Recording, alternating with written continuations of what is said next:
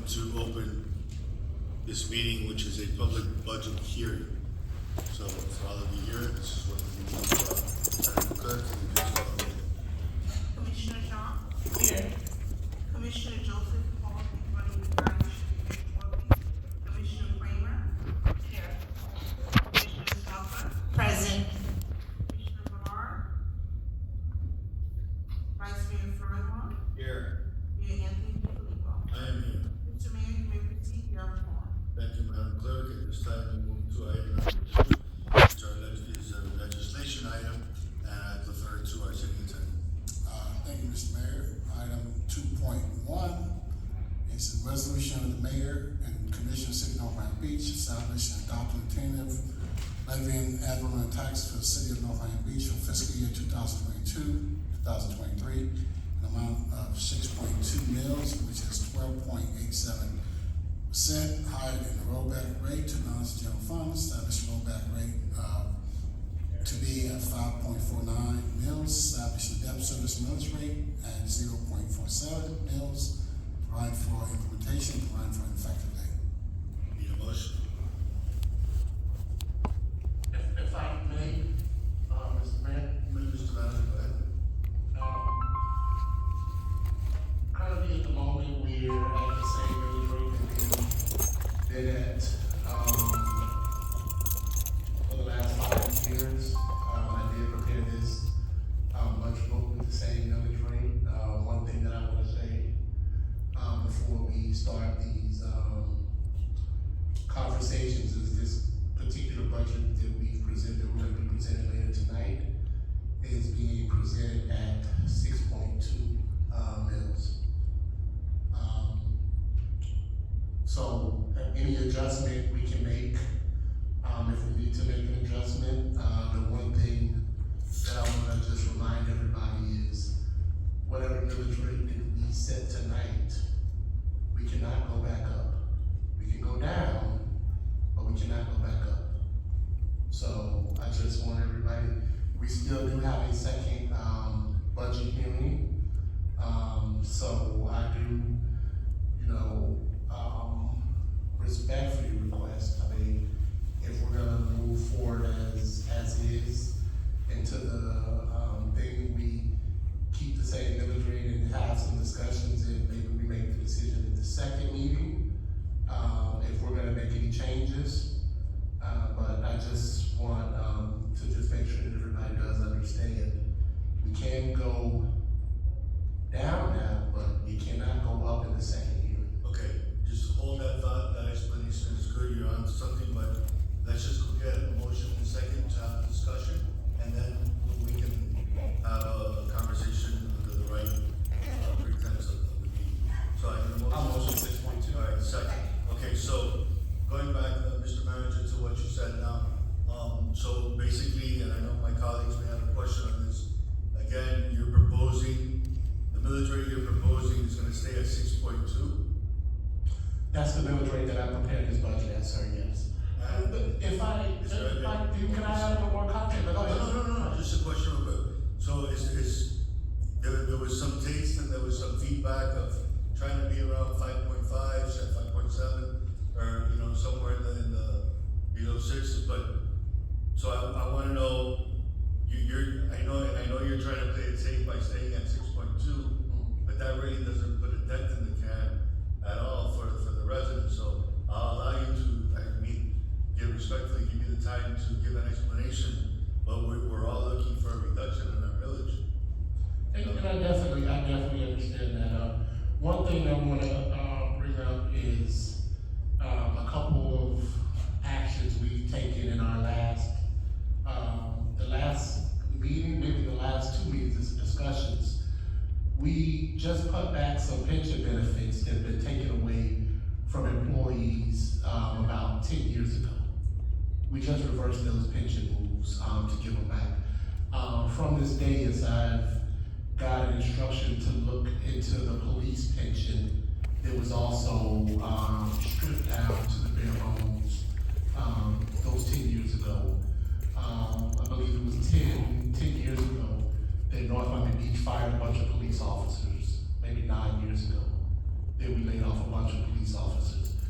All of that is really a result of where we're at right now. Marcia's here with me. I think any budget professional, you were on the dais, I think you were on the dais back then. Okay, well, any budget professional, everybody in the county is sitting the same way. We've all seen this, what happened before. The economy takes off, home prices take off, they rise, and we get here, more money's coming in, and everybody's singing, dancing, and the mistake everybody made those 10 years ago was, hey, go back to the rollback rate, drop the thing, we got money, we're fine, drop the thing. But what everybody does see coming is the possibility of a recession. Before houses were, it was a line outside to buy a house, now there's nobody. Houses aren't moving like that anymore. You're in real estate, you know everything's not moving like it was moving. So we may very well be back at a point where we have this recession that comes back into place. But I just caution everybody, because the same moves that we just made, pension, we're gonna change the pension, and now we're looking to change the police pension. Get us down to, say, the rollback rate, 5.7, get us down to 6. Then you're at a point, if it does turn, now we're gonna be, we're all gonna be here making some adjustments. Now, I don't know how we're gonna feel going back, say, after we just gave one group their pension raise, to turn around and say, okay, the other people, we need to lower their pension. We need to reduce pension benefits. We need to cut salaries. You know, let's do stuff like that. That's what happened. That's what happened to every city, all over. Every budget director was fired during those times. And I mean, I'm just cautiously asking everyone, listen, you know, one thing we did during the fiscal year, Marcia and I, we looked at all of the bonds that the residents had. We refinanced one of our main bonds, which is gonna save over 9 years, save the residents 15.3% or $1.3 million over 9 years. So we're here, we're consciously looking and trying to make changes as we move forward in this process. So I just wanna caution everybody, you know, am I saying that the millage rate has to be 6.2? No, I'm not saying that. I did prepare the budget at that. But when you say 5.7, 5.8, 5.9, yeah, we might be in trouble 2 years from now. You know, so I just want to put that air of caution out there for everybody to understand, and we move from there. But I just wanted to put that on the record, sir. Thank you for indulging me. Thank you, Mr. Manager, and pardon me, but as a point of privilege, I just wanted to go ahead and recognize, as we commenced, that we have former Commissioner Phyllis Smith here with us, and former Commissioner Jay Chernow. Good to see you in the audience, thank you. Let's go ahead, Commissioner Craig, you had your hand. Thank you. All right, so first of all, comparing what happened in 2008, 2009 is nothing to compare to what's happening now. This is a gradual, where we know that a recession's coming, we're ready for it. We were not ready for the rug to come out beneath all of us at that time. And if you look back at history and how long it took us just to get our feet back on the ground, it was years. It was devastating what happened then. This is different. This is inflation. This is a recession. This is a perfect storm.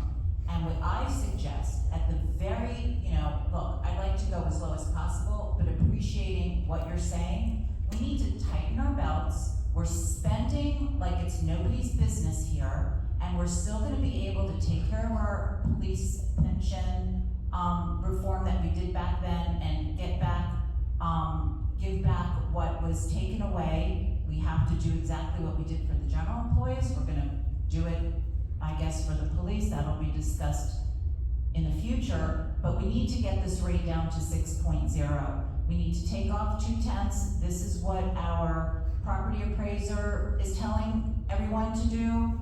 This is what is suggested. This is what we need to do, and we need to stop the reckless spending, and we need to live within our means. And we can do everything we want to do by doing that. Our residents are hurting. inflation is big, and wherever we can help them with their property taxes, especially the ones that are renters, whose landlords are suffering, they're having, you think they like having to raise the rents, but they need to be able to afford to have their properties taken care of and to make money. So I think that what we should do today is absolutely vote to lower the millage rate so you can get busy and get this budget where it needs to be for the millage rate that's expected from our residents. Like I said, this is inflation. This is not what happened in 2008 and 9 at all. So let's not talk about what was. And I was there, I know exactly why we did what we did, and I also served on the general employees pension, so I saw what was happening, and it was very, very, very scary. Having said that, I hope my colleagues agree that we need to give some relief to our residents, and property owners in general, and we need to cut corners where we can and help our residents. Thank you. Mayor, I think I'm looking at public comment. Oh, yes. Yeah, I haven't missed it, okay. I just want to make sure. Hearing from the commission, and then we're gonna go to public comment. I think I saw Commissioner Villar's hand up. Mr. Mayor, if we can, sir, can we please go to public comment first? I think we're supposed to do public comment first, and if all of this is governed by trends. Let's go to public comment. Thank you, sir. Go ahead, Madam Clerk. Good evening, everyone. The Mayor and Commissioners of the City of North Miami Beach has opened the meeting for public comment at this time. There is a 3-minute time limit for each speaker. Speaker, when you pause the podium, please state your name and address or the name and address of the organization which you are representing. During the Mayor and Commissioner of the City of Miami Beach recognizes the importance of civility. The City of North Miami Beach requests that all in attendance exercise civility towards each other. Do not have any assigned speakers as you see individuals coming up. Please remember to state your name and address.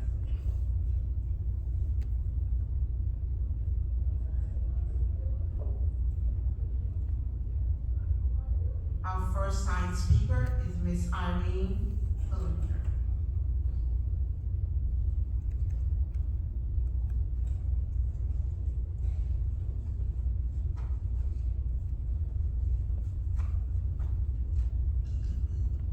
I think you all heard that my name is Irene Fillinger. Good evening, Mr. Mayor, Commissioners, and staff. If you have your mouth covered, respectfully, just speak closer to the microphone, because we can't hear you. It sounds muffled. Sorry. There you go, that's better, thank you. Just so we can hear it on the tape. Okay. Thank you, Commissioner Smuggler and Kramer, for acknowledging my email today, and to Commissioner Florimon for calling to assure me that the millage rate is not increasing from the current rate, just not following the county's rolled-out guidelines. I have no particular expertise in budgets or accounting, but the seemingly out-of-control spending habits that many elected officials and staff have embraced does not bode well for our city or community. What I do know is that when you are responsible for other people's money, you must be extremely thoughtful and should be guided by the word frugal. For those who need help, this means that you should not be wasteful. A few examples of wasteful spending that I've observed are events that are designed to be parties for friends and family where honorees aren't vetted, nor are they required to have contributed in any way to our city at the cost of $10,000. Events for developers when they are already unsolicited proposals being sent to the city. Why put on a party for them? Hotel rooms that cost over $1,000 a night. Mysterious charges by multiple employees and commissioners to access intelligence. Sparsely attended events that cost the taxpayers overtime for municipal employees and police officers. Multiple car rentals for almost $400 a day.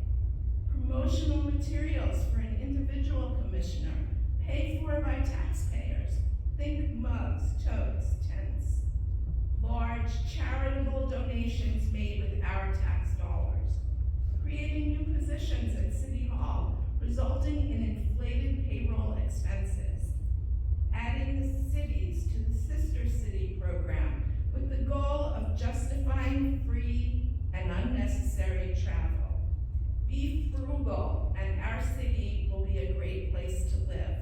Be frugal, and we will reap the rewards together.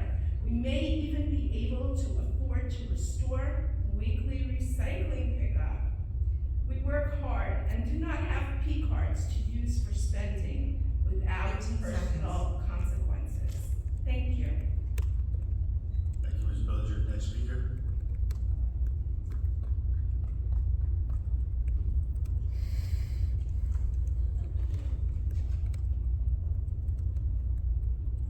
Phyllis Smith, former commissioner. Thank you very much. Thank you, Mayor and Council, for allowing me to speak. Should I wait for the manager to come back? I feel what I have to say is an important thing to the budget. Or shall I proceed?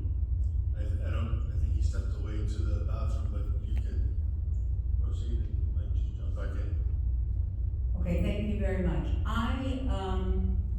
At least it'll be public record. I'm coming to watch the budget tonight because I have a very vested interest. And I really understand the importance of this budget in particular.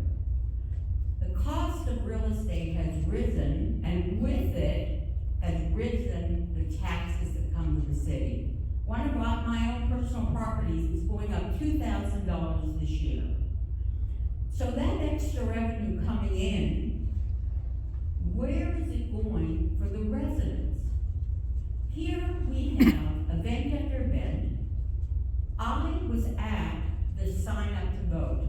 I sat in the sun for 4 hours. Actually, I sat under a tree. But I was at the opening of the door for 4 hours. I don't think 15 people came to sign up. We had over 40 employees and giving away food and t-shirts and entertainment, and I understand it was paid entertainment. So where is the benefit from the revenue coming in to the people that need the money? If you're telling us, which I've heard many times over, we have to take $250,000, we have to take $250,000, and give it to the residents in the form of a credit card for Publix. We're gonna give them $250, $150, first come, first serve. A lot of people were complaining that it's not fair. But the problem is, at the same time, we're giving an extra $15,000 for discretionary for the council. We're giving the council a $35,000 a year assistant. We're raising what we're paying the staff that are higher end, and we're hiring more of them. So what I need to know, and I'm looking to my leaders to teach me, where is the profit for the residents that pay the taxes? That's what I want to know. I want to see it in a lower tax, which now is a perfect opportunity to do that. 15 seconds. And so I'm looking tonight, I'm listening tonight for you to show me that as a resident of the city and somebody that's got a very big vested interest to come and make it better. Thank you so much. Very well, next speaker. Anybody wishing to speak at this time, please come up. Seeing nobody else coming up, public comment is closed at this time, and we will come back and entertain conversations amongst us commissioners up here. Welcome, Commissioner Joseph. I didn't see you come in. Commissioner Ballard, you have your hand up. I think you want to say anything? Yes, thank you, Mr. Mayor. I just wanted to say that I have received several emails and phone calls from the residents regarding the millage rate. I know the manager has helped us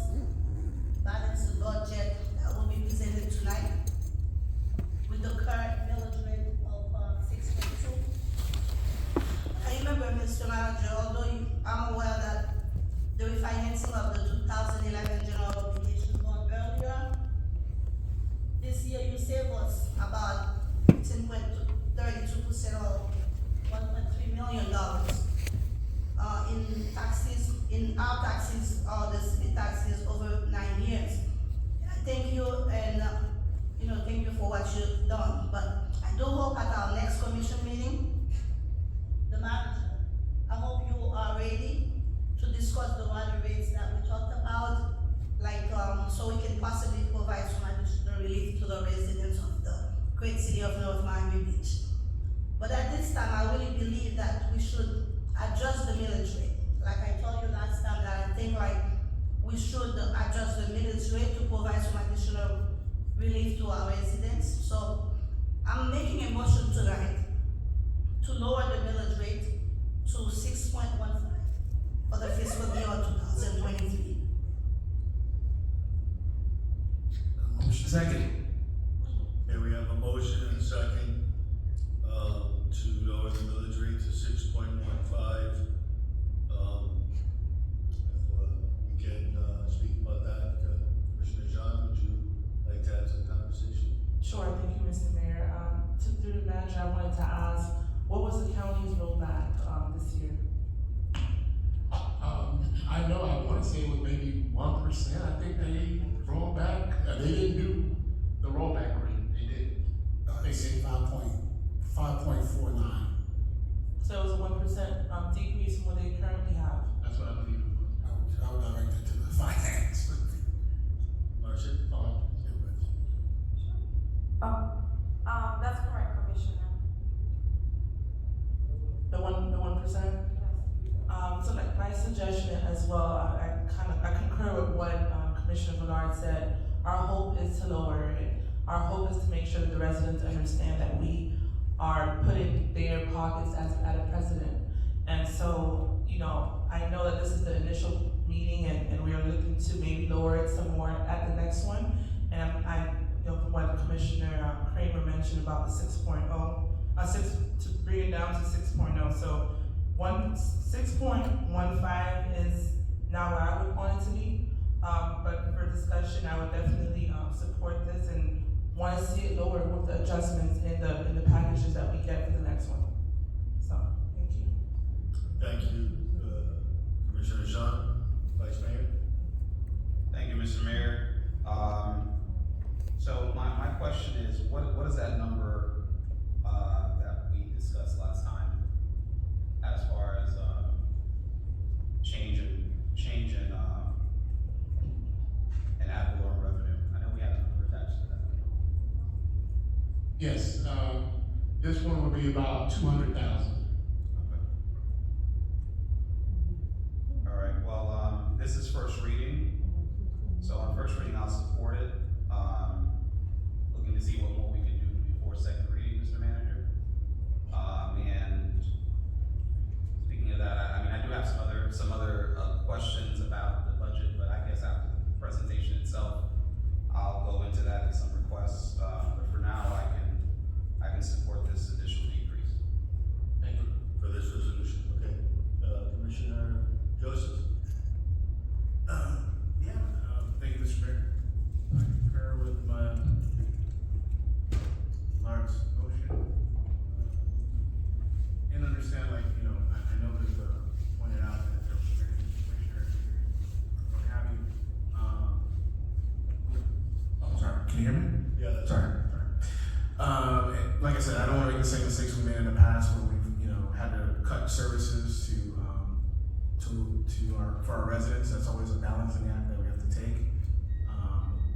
We do provide a lot of services. We have after-school programs, stuff in our parks, our police department. Safety and is paramount. I mean, that's one of the, if not the top reasons we have local government. It certainly is in the top 1 or 2. But that being said, I support Commissioner Villar's motion. Thank you. Thank you. Commissioner Schlepper? I guess they say timing is everything. Commissioner Villard beat me to it, except I would have asked actually for a lower rate. But in any case, if that's the rate that we can get, I'll take it, but I prefer to have a much lower rate. And also, why do we have to wait to discuss the water rates? Can we do that now? No, that's actually, you can discuss it, but it's not part of the budget. It's already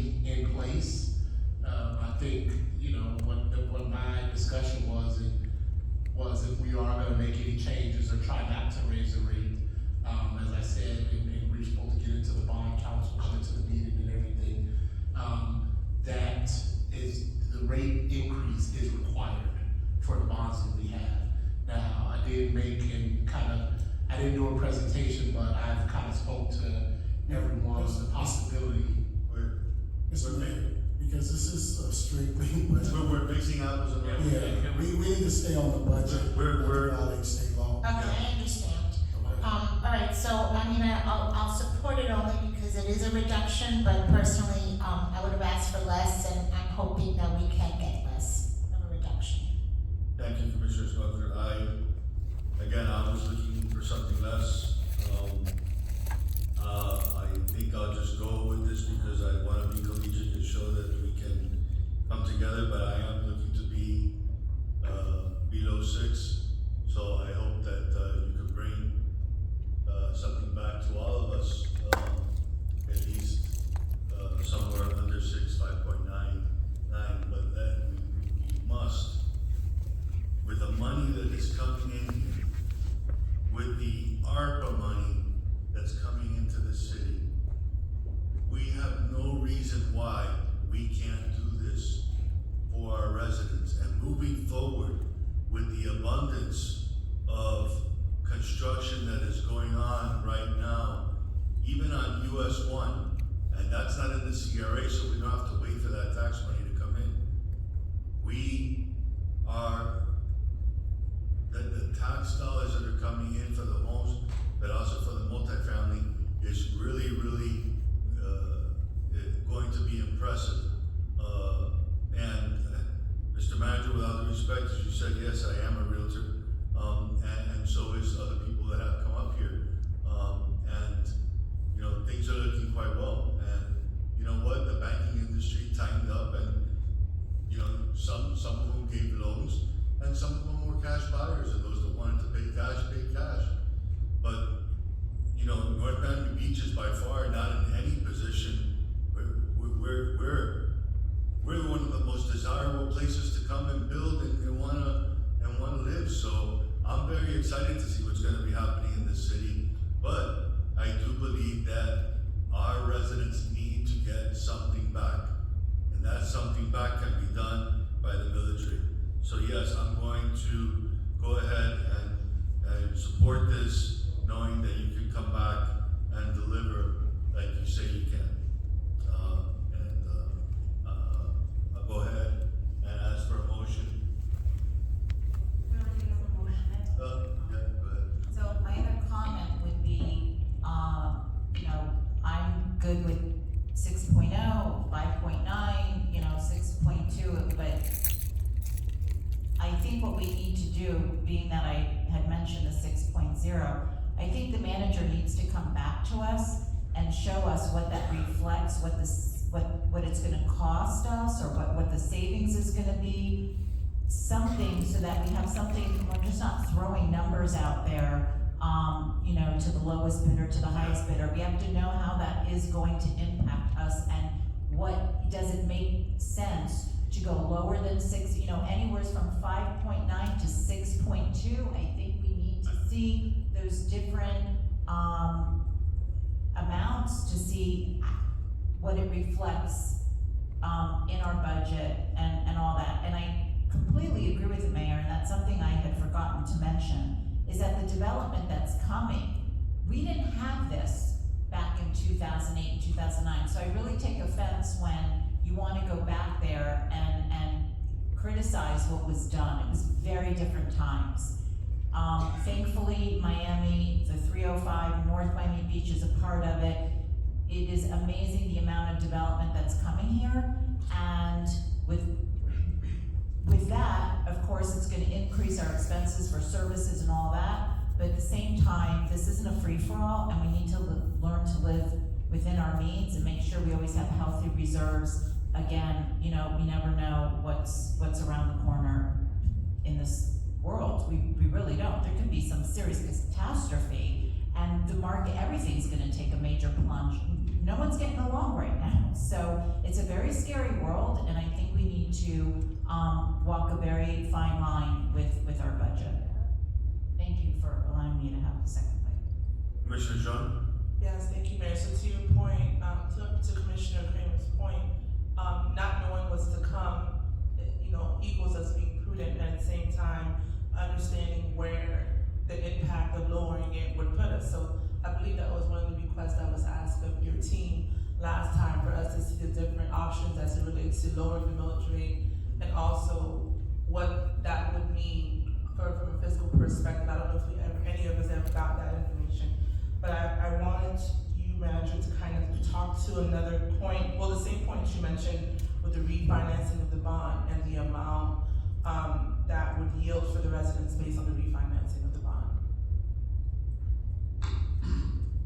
So, last year, in February, we did it in February, right? Yeah, we did it actually in this February, but prior, a couple months, actually when we were all in Florida League of Cities, one of the discussions that I had last year was talking to, when I was talking to some of the other municipalities, everyone was talking about refinancing because the interest rates were so low. And they were like, hey, look at some of your bonds and stuff. So I came back. Actually, I sent a text message to Marcia while I was there and said, pull all of our bonds and go to the bank and ask if you refinance any of them. And that was, we did find one that we could refinance.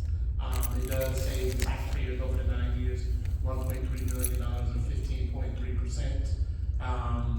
And that's just there. We're constantly, of course, right now, interest rates are higher, so there's nothing we can do right now. But we're constantly, and I hope that that's being seen, that we are looking for ways. We're not sitting here asleep at the wheel. We're looking for ways to generate revenue. We're looking for ways to save the taxpayers money. There was no, article came out. There was no, somebody rubbing a genie bottle in front of us telling us to do it. It was going to these, conferences and got some information and us doing the research and getting it done. So that's what we're doing, and I hope that shows everybody that we're looking to every chance we get to relieve the stress off of the residents and the city of North Miami Beach. Thank you. Thank you, Commissioner. Any other questions to the manager, staff, anybody? Okay, seeing none. Somebody want to make a motion? Motion. To approve. Second, There was a motion, Mayor, there was a motion already on the floor and second, the 6.15. The motion as amended to 6.15. No, it wasn't. It was a motion. Me. Okay, Commissioner Millard, Any motion? Okay, so, So, okay. and I second. Madam Clerk, can you go ahead and call the roll? Commissioner Jean? Yes. Commissioner Joseph? Yes. Commissioner Kramer? Yes. Commissioner Bernard? Yes. Commissioner Smucker? Yes. Vice Mayor Florimon? Yes. Mayor DiFilippo? Yes. The motion passes 7-0. Mayor, just for the record, the tentative millage rate for first reading adopted tonight is 6.15. That's correct. Okay, next. That does not stop us from trying to lower. We're touching that to give the manager the wherewithal to go and seek better numbers and hopefully be able to come to release that. So thank you very much. We have our next item 2.2, resolution 2022-131, Mr. Attorney. Thank you, Mr. Mayor. Item 2.2 is a resolution of the Commission City of North Miami Beach adopting the tentative annual budget for the fiscal year commencing October 1st, 2022, ending September 30, 2023, authorize the expenditure of funds appropriated in the budget, acknowledging the levy and collection of taxes and real and personal property and other revenues necessary to meet the expenditure, providing for the budget, providing for transmitted by the city clerk, confirming additional powers and conditions, authorizing encumbrance and carry forward, providing for implementation, providing for an effective date. Thank you, Mr. Mayor. Thank you, Mr. Attorney. Madam Clerk, can we open public comment, please? You want a motion to approve on that, Dave? Motion to. Go ahead. Motion to approve. Second. Okay, we got our first and second. Madam Clerk? Good evening again. The Mayor Commissioner of the City of North Miami Beach has opened the meeting for public comment at this time. There is a 3-minute time limit. Speakers, when you're called to the podium, please state your name and address for the record. We do not have any signed speakers. I see one coming through. Anybody wishing to speak on this topic, please come forward and sign the sign-in sheet. You'll be called up. Thank you for joining us this evening.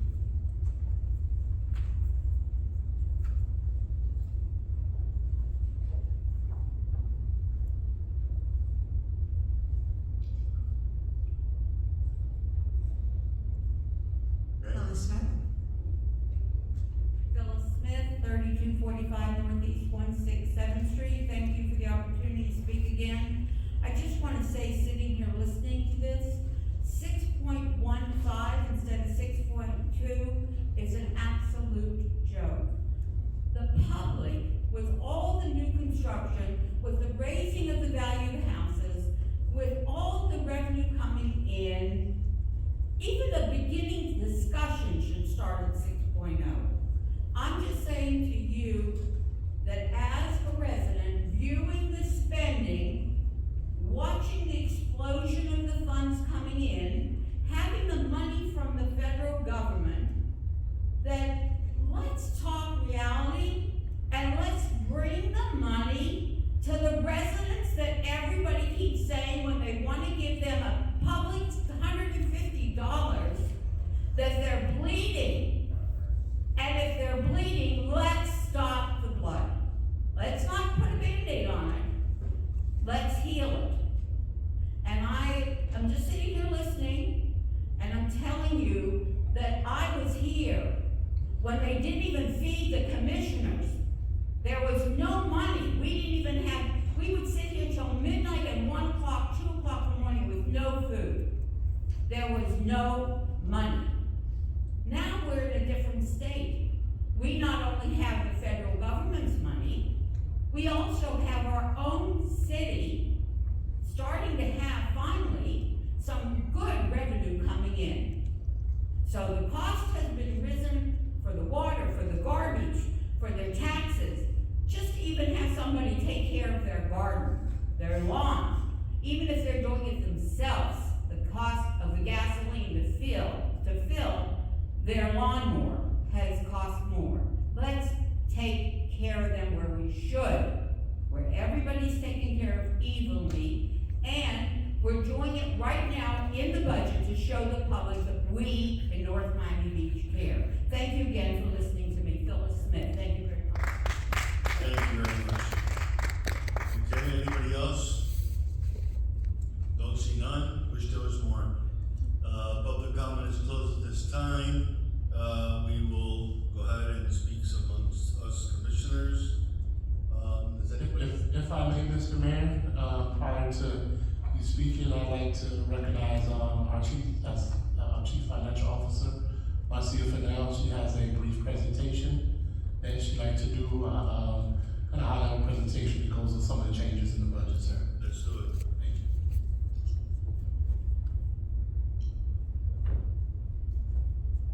Good afternoon, Mayor, Vice Mayor, Commissioners, and all others in attendance. Today, we're happy to present our fiscal year 2023 proposed budget. The format is the same as we have done in prior years. This is a balanced budget, and this presentation was also given on our workshop back on August 17th. So for today, our overview will be, we'll discuss the proposed budget for the general fund, a high-level overview.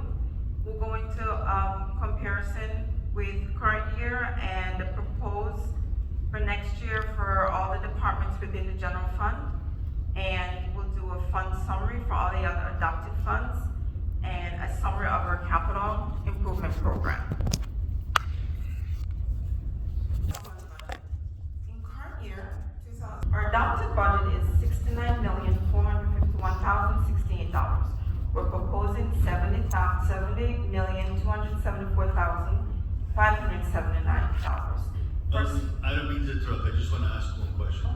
Mr. Manager, Do you want us to wait till the end for questions, or do you want us Please. to stop when we're in the presentation, so? No, let's wait till the end. Okay, I just wanna ask, thank you.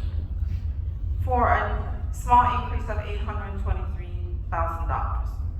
So we'll discuss some high-level highlights of what's impacting the budget from revenue and expenditure. So we'll begin with the revenues. There's no change in our millage rate of 6.2 mils, which will provide to us $2.6 million in ad valorem revenue increase. Our state revenue share increased $259,000. Utility tax increased $63,000. Transfer from other funds increased $465,000.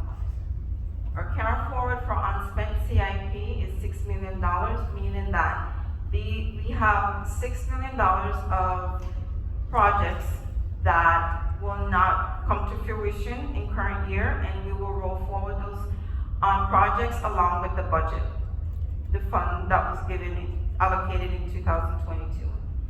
As well as appropriation balance of $1.8 million.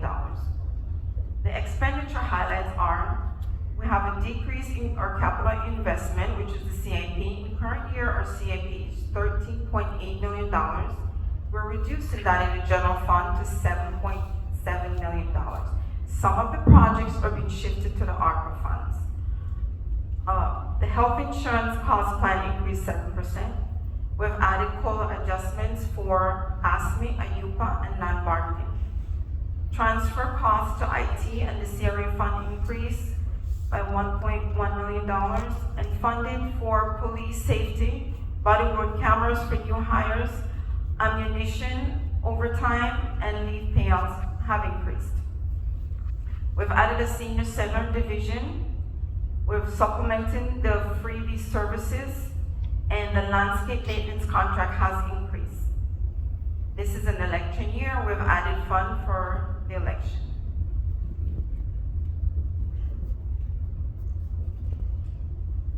The next slide shows 6 years of historical millage rate changes. We'll begin with 2017. We started with 6.5 mils. In 2018, it went down 0.1 mil to 6.4. 2019, 6.3. In 2020, we were at 6.2, and we remained 6.2 for the past few years.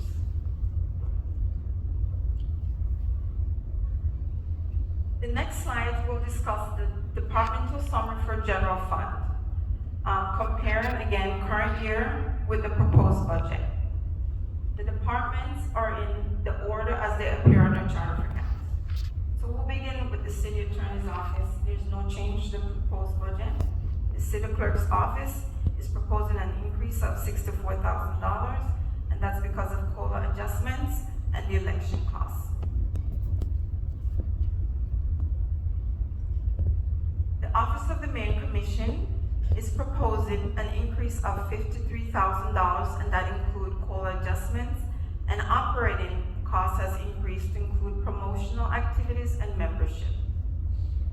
The non-departmental division is proposing an increase of $1.3 million, and that's because of IT charges, CRA transfer, and the donation has included for POW. The city manager's office has a decrease of $314,000, and that's because of COLA adjustments and a reduction in the contingency. In current year, we had budgeted contingency funds for the AYUPA contract while we're going through negotiation. So for next year, we no longer need those funds because the contract was negotiated. The Public Affairs and Community Engagement Department is realizing an increase of $204,000.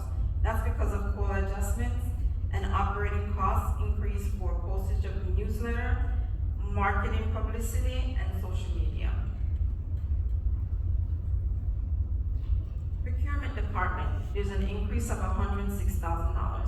That's because we've added a contract compliance specialist position, COLA adjustment, and salary increases.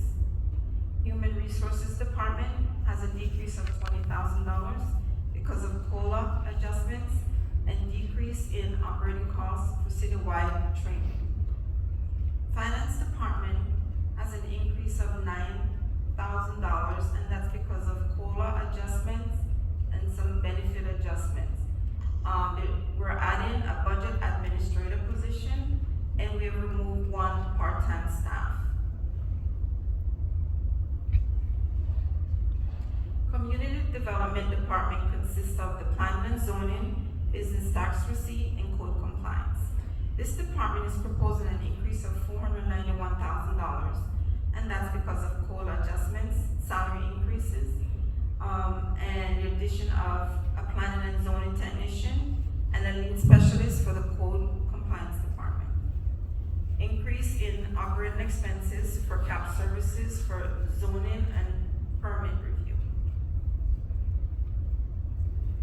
The police department. The police department is proposing a $2.2 million increase, and that can be attributed to COLA and salary adjustments, increase in leave payout for retirement, increased overtime costs for task force related, retention and recruitment program has been added for $50,000, increase in operating costs for body-worn cameras for new hires, ammunition, security service for Snake Creek Canal, and PSA building. The rental and lease program has been transferred from the LUTF program to the general fund, and the capital needs for this department has decreased. The library department. The library department has an increase of $151,000, and that's primarily due to COLA adjustments, salary adjustments for part-time staff to adjust for the $15 per hour minimum wage, and the capital needs for this department has increased, including impact windows replacement program and a generator for sustainability. The Parks and Recs department is proposing a decrease of $211 million, and that's because of COLA adjustments, salary adjustments to bring the part-timers to a minimum $15 per hour, and the addition of a senior center division, increase in landscaping contract for citywide park facilities, increase in special programs, and decrease in the CIP program because some of these projects have been transferred to the ARPA fund. Public Works Department is proposing a decrease of $3.7 million. And that's because of COLA adjustments, addition of one full-time position, a city engineer to assist with the CIP program. We're supplementing the freebie services, and the landscape maintenance contract has increased citywide. Decrease in the CIP program because some of the projects have been transferred to the ARPA program.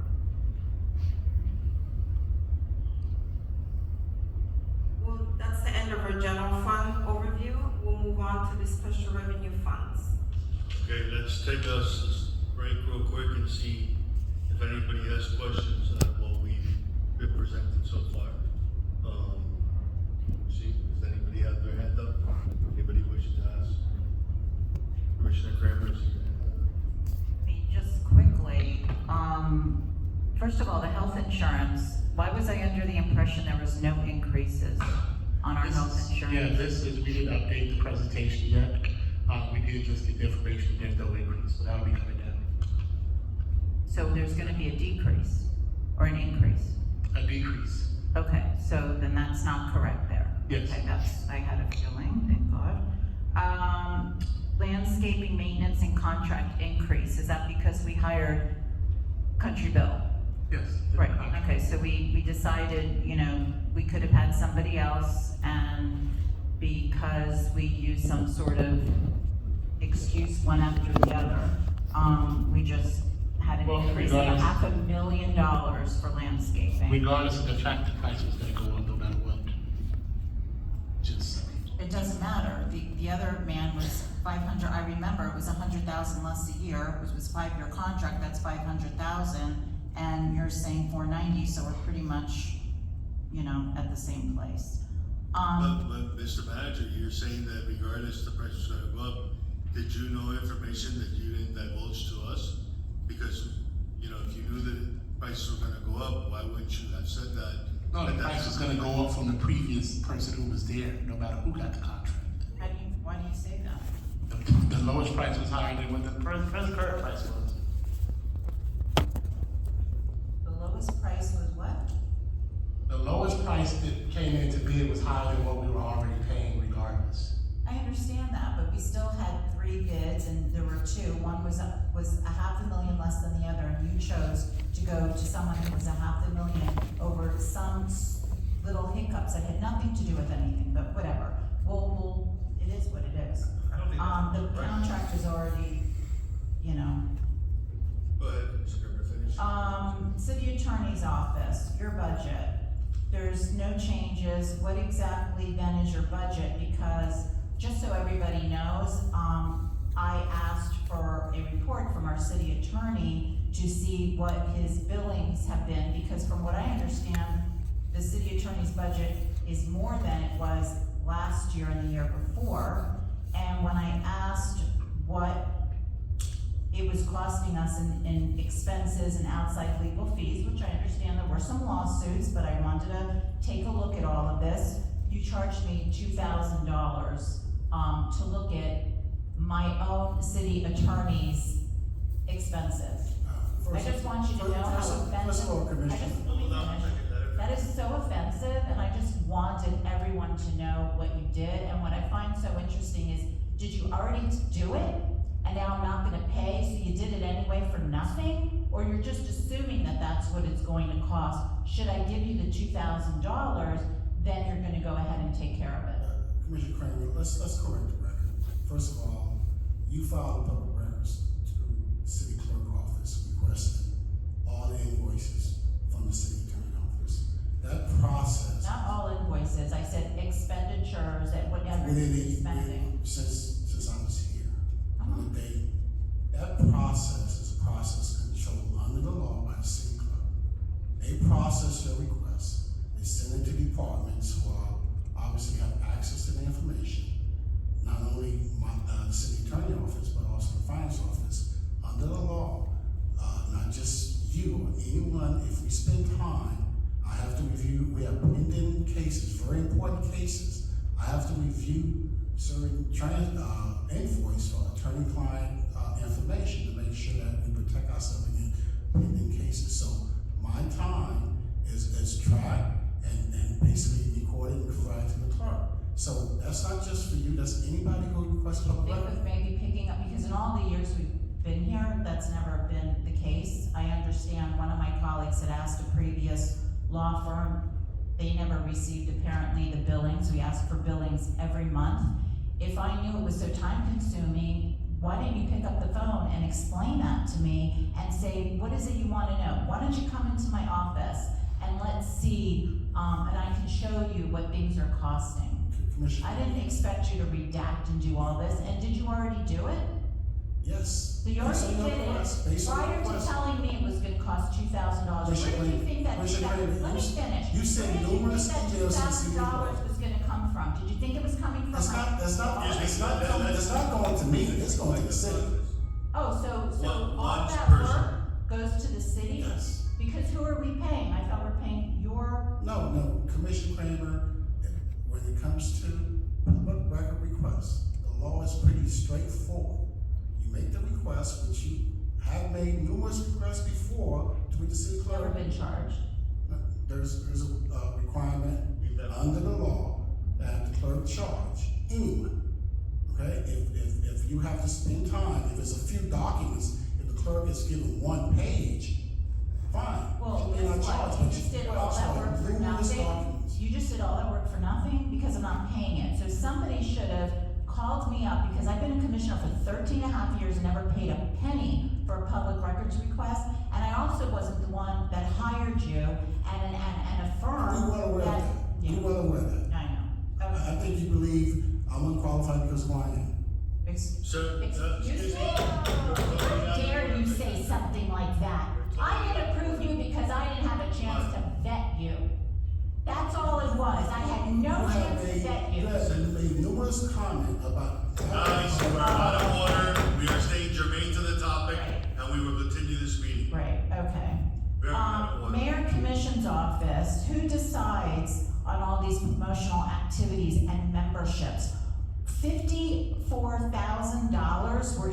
increasing because I understand the COLA adjustments, I understand that, but promotional activities and memberships? So what I'd like to know is what is the difference between the COLA adjustments and how much more we're spending on promotional activities and memberships? When you have a chance, Marcia, I know you have to look through it, so maybe I'll keep going and then you can come back to me. Public Affairs Community Engagement Department is an increase of $204,000. Social media, why is that all of a sudden becoming so expensive? Is it costing us that much to be on Facebook and constantly promoting my colleagues who are constantly making up events so that their face is everywhere? Would you like to answer that? Mr. Manager, that's. I thought it was a rhetorical question. No, it really wasn't. Well, yeah, the cost of us improving our social media is non-existent. Yeah, it's gonna cost a little more money, yes. Like serious money? Just like for paper costs or something? The last one was charged What's a $6. lien specialist going to do for us in the community development? I know what a lien specialist is, why are we hiring one? We're hiring one there and also one in water to collect, a lot of these outstanding liens, to put a lien program in place that we can start making collections. Right now, we don't have them.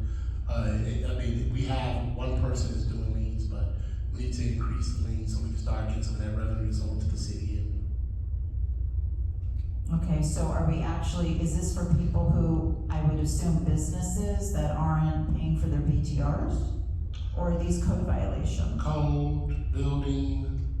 Because it never seems that we were doing any liens on code before. Is that why you're hiring someone? Because we're actually gonna do it? We're gonna collect liens. Yes. And we'll be able to get reports on that, hopefully. Okay, increase overtime for tax, this is in the police department. How much I'd like to know how much the increased overtime is costing us and why. Because I know we've spent over 50 grand to have a sergeant at arms take care of one of my colleagues. So that was about, I don't know, 30,000, I'd like to know what that amount was, and why we're doing this, because that's money that can be used to, for a better cause, I'm sure. So I'd like to know that as well, the increased overtime, what that separate amount is. Commissioner, I have that amount, it's $250,000. Why are we spending $250,000 more this year for overtime? Well, I think as you're aware, especially throughout the country, it's hard getting people to work right now. We have 8 vacancies. We're spending a lot of money in overtime now. So this is really just addressing that. Maybe we won't use it all, but this is putting money in place just in case.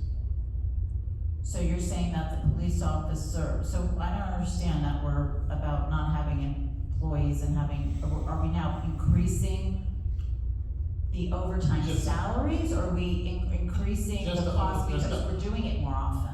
Just the overtime hours, because we don't have the employees here.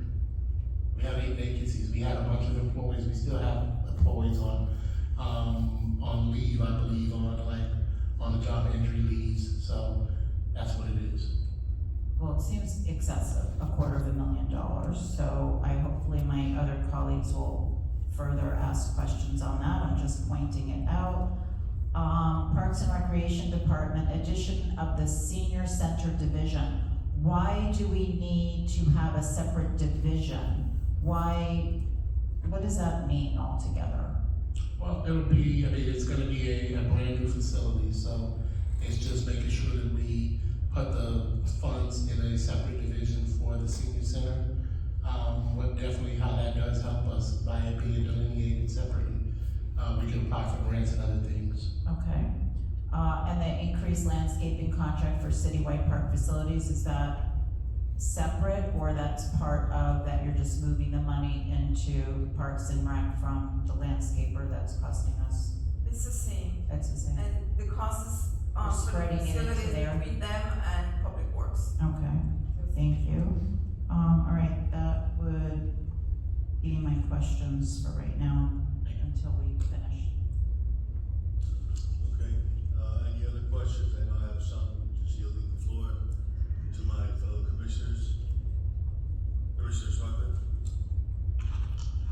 you.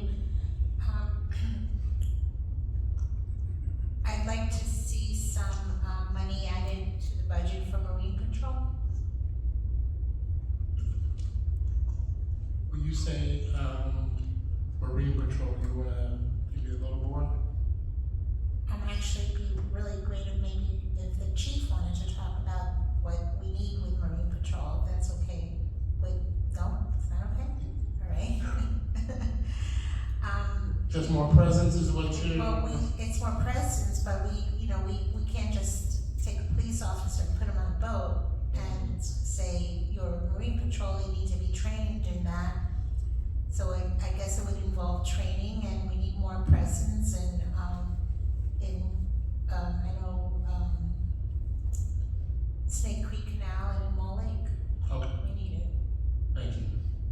And, also, I'm gonna say this, so many times, but the library at one point was open, I believe, 7 days a week. Full time, we need more employees for the library. You have to care about the children. You have to be, they need to have resources available for them, and also for the seniors, because seniors as well goes to the library.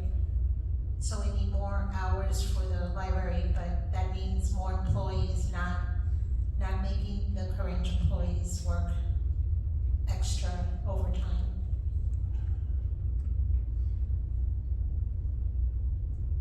I'll look into that one, Commissioner. Okay, thank you, and that is, for now, that's it. Thank you very much, Commissioner Smucker. I'll just add, Mr. Mayor, Go ahead. that, I have some conversations I'll have with you, Mr. Manager, and during the workshop that we had, I know there was a lot of things that were covered, that are being asked up here, but you did cover those things as well during the workshop. But, today I had an opportunity to do a, tour of, our city, with the Public Works Division. So I want to thank Mr. Scott and, the Public Works team and, ACM Merzius as well. And, just looking at things that are important that I think should be included in this particular budget, because, beautification, infrastructure is very, very important. But one of the things that I heard is that, we can do the work, but maintaining it is a whole nother thing. And that requires more staff, more boots on the ground. And we can do the work, but it also requires more boots on the ground. And that's kind of consistent, it seems, with every single department. When you go to police, you're talking more boots on the ground. When you're in public works, same thing. Library, I just heard Commissioner Smucker mention, same thing. More people, right? So I think that's something that, we need to definitely take into consideration, when it comes to this budget, and when it comes to what we adopt from the millage rate on down. I also think we need to run lean a little bit, on certain things that were also mentioned, so that we can find more money for those critical positions, and that we can, focus more on the beautification and infrastructure, things that we need to make our city, one that we can definitely be proud of. So that's it for me, but I'll go into the details later as to what some of the things that we saw and some of the specifics, that we can include in this year's budget. Hopefully there's room for that. And that's it for me for now. Thank you. Excuse me, Mayor. Go ahead, thank you, Vice Mayor. Commissioner Farmont, I wasn't here at the workshop because I had an illness in the family, not because I didn't want to be. No, that was not a comment towards you, Commissioner. Okay, and I did. It was just a statement. I did review with the manager and Marcia, the budget. Right, what I'm saying is I didn't want to reiterate everything that I said during the commission workshop, Okay. because I already discussed it and the manager answered those questions, but there's additional questions I have. Okay. That we'll go through. Okay. Thank you. Okay, anybody else at the moment? Okay, I just, have a couple of questions myself, and things that I'm looking for. Just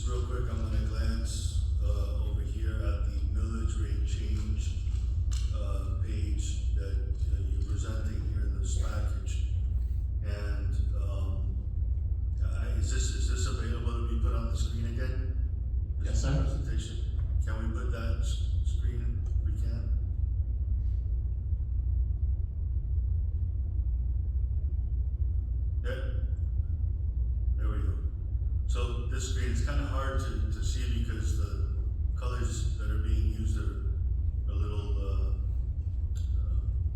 I don't know, a little bright, but, looking at what I'm seeing here and what everybody's seeing, we're seeing that in 2019, our operating millage rate was 6.3. Now, I remember going back here because I was in office in 2013, and one of the biggest things I ran on and challenges that I wanted, and obstacles that I wanted to make sure we could do was lower the millage rate. And throughout the years, we were able to do that. You can see the trend being lowered, and as 2020 comes around, we're at 6.2, 2021 is 6.2, 2022 is 6.2. Now, I'm just saying, and I'll reiterate what I said again, that while what you respectfully are presenting, Mr. Manager, at 6.2, I really, with all due respect, know that we can do so much better. And, you know, I gotta respect former Commissioner Smith's statement that she made, you know, and after so many years, you know, something has gotta go back to the residents. And if we have had 3 consecutive years of staying at 6.2, I can't see how I can sit here and consciously adopt a budget on the same millage rate when so much has been done, since 2020 to date, that we cannot give back to our residents a millage rate reduction of at least 5.9, because we're growing and we can cover that. I'm just saying I wanna be under 6, and I think we owe it to the residents to, at this time and date, after 3 years of a consecutive millage rate, operating under 1 millage rate, and yes, we were being conservative, we can still be conservative. But let's do something for the residents. They are the ones that pay the taxes. At the end of the day, if we don't have those tax dollars coming in, we can't make these more job positions available that we say we need, or these programs that we say we need. So, you wanna talk about really helping the residents and doing it across the board so everybody gets a piece of the pie? This is the time to do it, my fellow commissioners. This is the time to do it, Mr. Manager. And there's no better time than now. The property of the Dade County, their recommendation is a double-digit decrease. That's their recommendation, a double-digit increase. And from what we've all seen and we're seeing here, more and more development is coming in. We need to provide more police services. And we can do that by establishing a very firm budget, giving back to our residents, and attracting more people to come here and live in North Miami Beach that can say that they can buy houses and pay an affordable millage rate, and they want to live in the city of North Miami Beach and not in a donut hole, which is an unincorporated part of North Miami Beach, because they pay lesser taxes. But they'll still get the services of North Miami Beach because they know we come around. Why should we hear those statements? Let us get the benefit of being able to give a better rate so that people will want to come in and buy into North Miami Beach. And it'll be attractive to get those people in the donut hole to become residents and want to be added to our city and not be unincorporated, to be part of the great city of North Miami Beach that we are. This is how you set an example of leadership and giving back to the community. And this is where I'm gonna look. So, you know, I have the same sentiments and concerns that were made before in reference to public affairs and social media. I'd like to know a breakdown of what we're doing Mr. Manager, because $204,000 is a huge amount of money for an increase.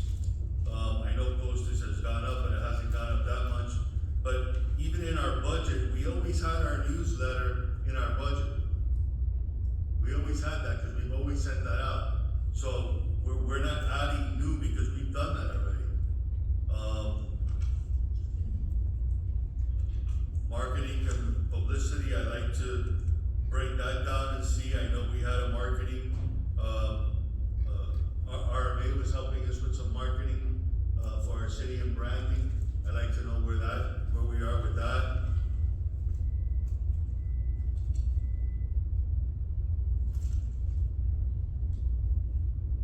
I'm happy to see that we're doing some collections on these liens that, have been sitting around for 7 and 8 years. I know they go well into the millions.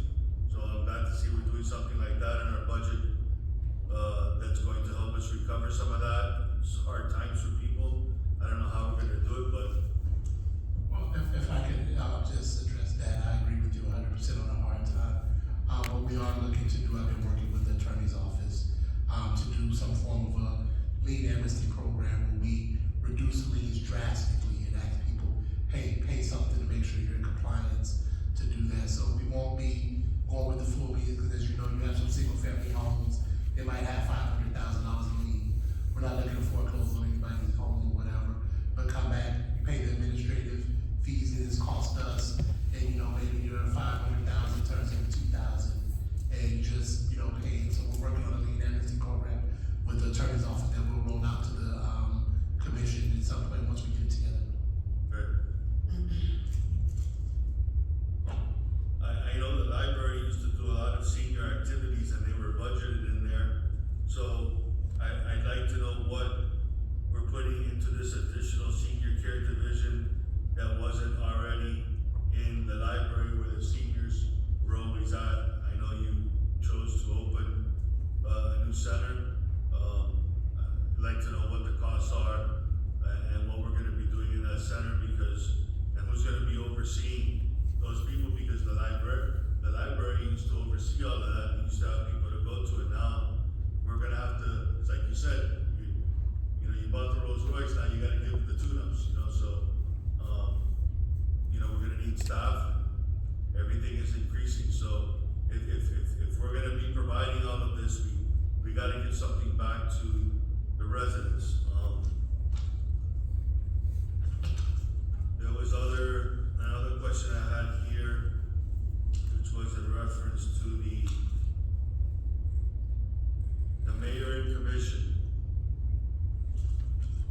You have here increase of 53,752, COLA adjustments, promotional and activity memberships.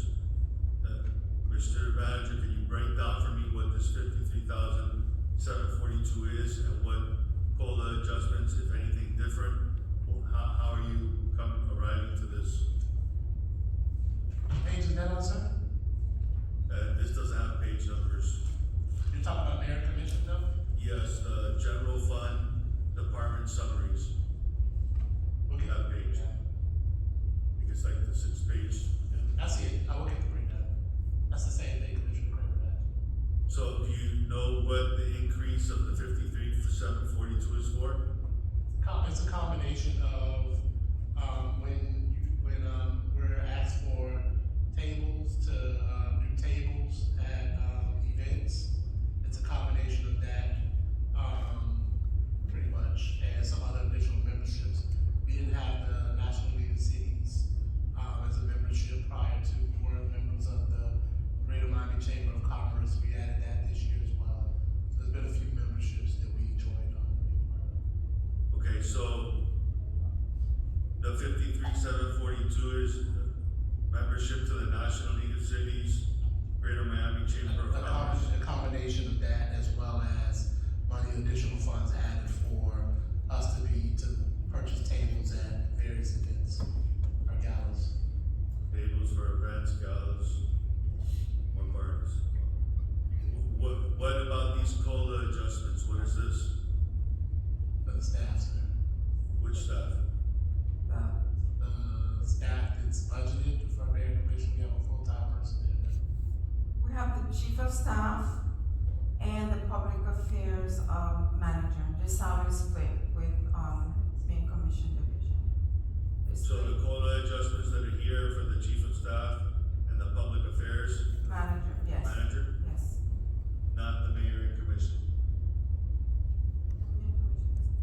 sorry? I'm sorry, what was your question, Mayor? Not the mayor and commission. No, you don't. Okay. So in this box or anywhere in this budget, there are no increases in anything For Mayor Commission, for no. mayor and commission? Okay. And what is this promotional activities and memberships, if you're already getting the memberships already here at $53,742? Okay, so the manager just, stated that we purchased tables for galas, during the Miami-Dade League of Cities, events. So we added additional funding to alleviate the cost because there's an increase in purchasing those tables. And also, as far as the membership is concerned, we added funds for the Miami-Dade Chamber and the National League of Cities. The League of Cities table is $5,000, we were just a bronze sponsor. I just don't see how these increases, it's just, again, you wanted to add something Can I add something to that, and then I have other things which I'll give you back for sure. I'll give it to you for a second, I'll take back. Exactly. So I think, what we should be doing is deciding on what charities or galas or what have you we wanna go on, because what I'm noticing is, out of nowhere, we're spending money on different galas or charities, but with no discussion from us. How are you making the decision for us where we're going and who we're sponsoring and all of that? That's never been done before. Where are these requests coming from? So I really think we should be reflecting on what you've done last year without me giving any input. I don't know about my colleagues, and that we decide what is important to all of us, or perhaps the commissioners that come in November, and we do it that way, because I notice things on here we've never put money into, and I just wonder who's making these decisions to do that. This is our money, and we should be the ones making those decisions. And every time a commissioner calls you to say, I wanna do this and I wanna do that, I just, it's coming out of my budget too. So why don't I have a say in that? Thank you, Commissioner Kramer. Okay, so that was your 2 cents for that comment that I was trying to go on. So leaving out for where I was, on the general fund department summaries and the mayor and commission. So you explained to me that COLA adjustments, in the total of what they are under, this increase go to the chief of staff and public affairs. So when I turn to the next page and look at general fund department summaries, I see public affairs here again. They have their own department, and you're giving an increase here of $204,119, but you're still taking out more money out of the mayor and commission when public affairs has its own department.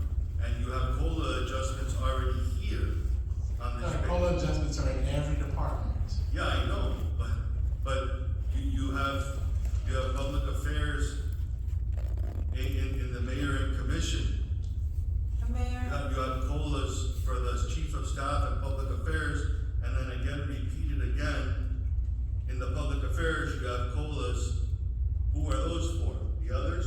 In procurement, you're gonna have COLAs, human resources COLAs, finance department COLAs, community development COLAs. Mr. Mayor, if I can add, Just give me, allow me the privilege to be able to speak with my manager. No, I was just gonna ask you if I can help you, with one of those questions that you had, but it's okay. No worries. Go ahead, Mr. Manager. That was it. I mean, every department, every division, COLAs are here. The board voted on COLAs for all the employees. No, I'm not questioning the COLA, I'm just seeing it that it's redundant. It's in every department. It's gotta be redundant. No. It's not redundant. Those two positions have always been in mayor and commission. They're split. They're split. Okay, they're split. Mayor Commission funds 70% of their salary and 30% in public affairs. Public affairs has additional staff as well. Correct.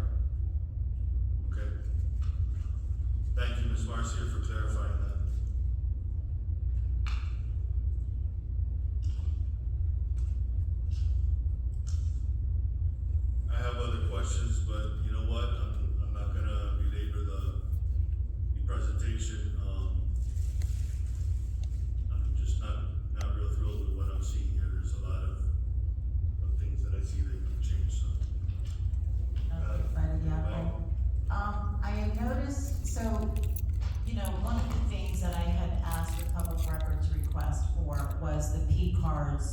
of some of the employees, especially on the fourth floor.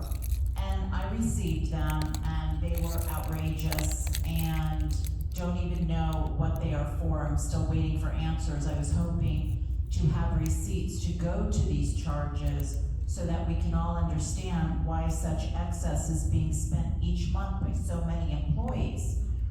One of the things that I noticed on the finance department's website page is the monthly check register. So we mention it here, but we don't have one.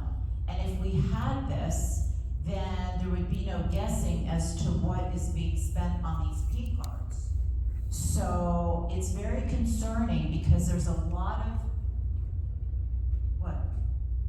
Oh, I mean, I don't need to direct it to you either. I mean, it's really through the manager that I'm asking these questions, Marcio, so. But this was something that we had asked about a long time ago, and it's no longer there.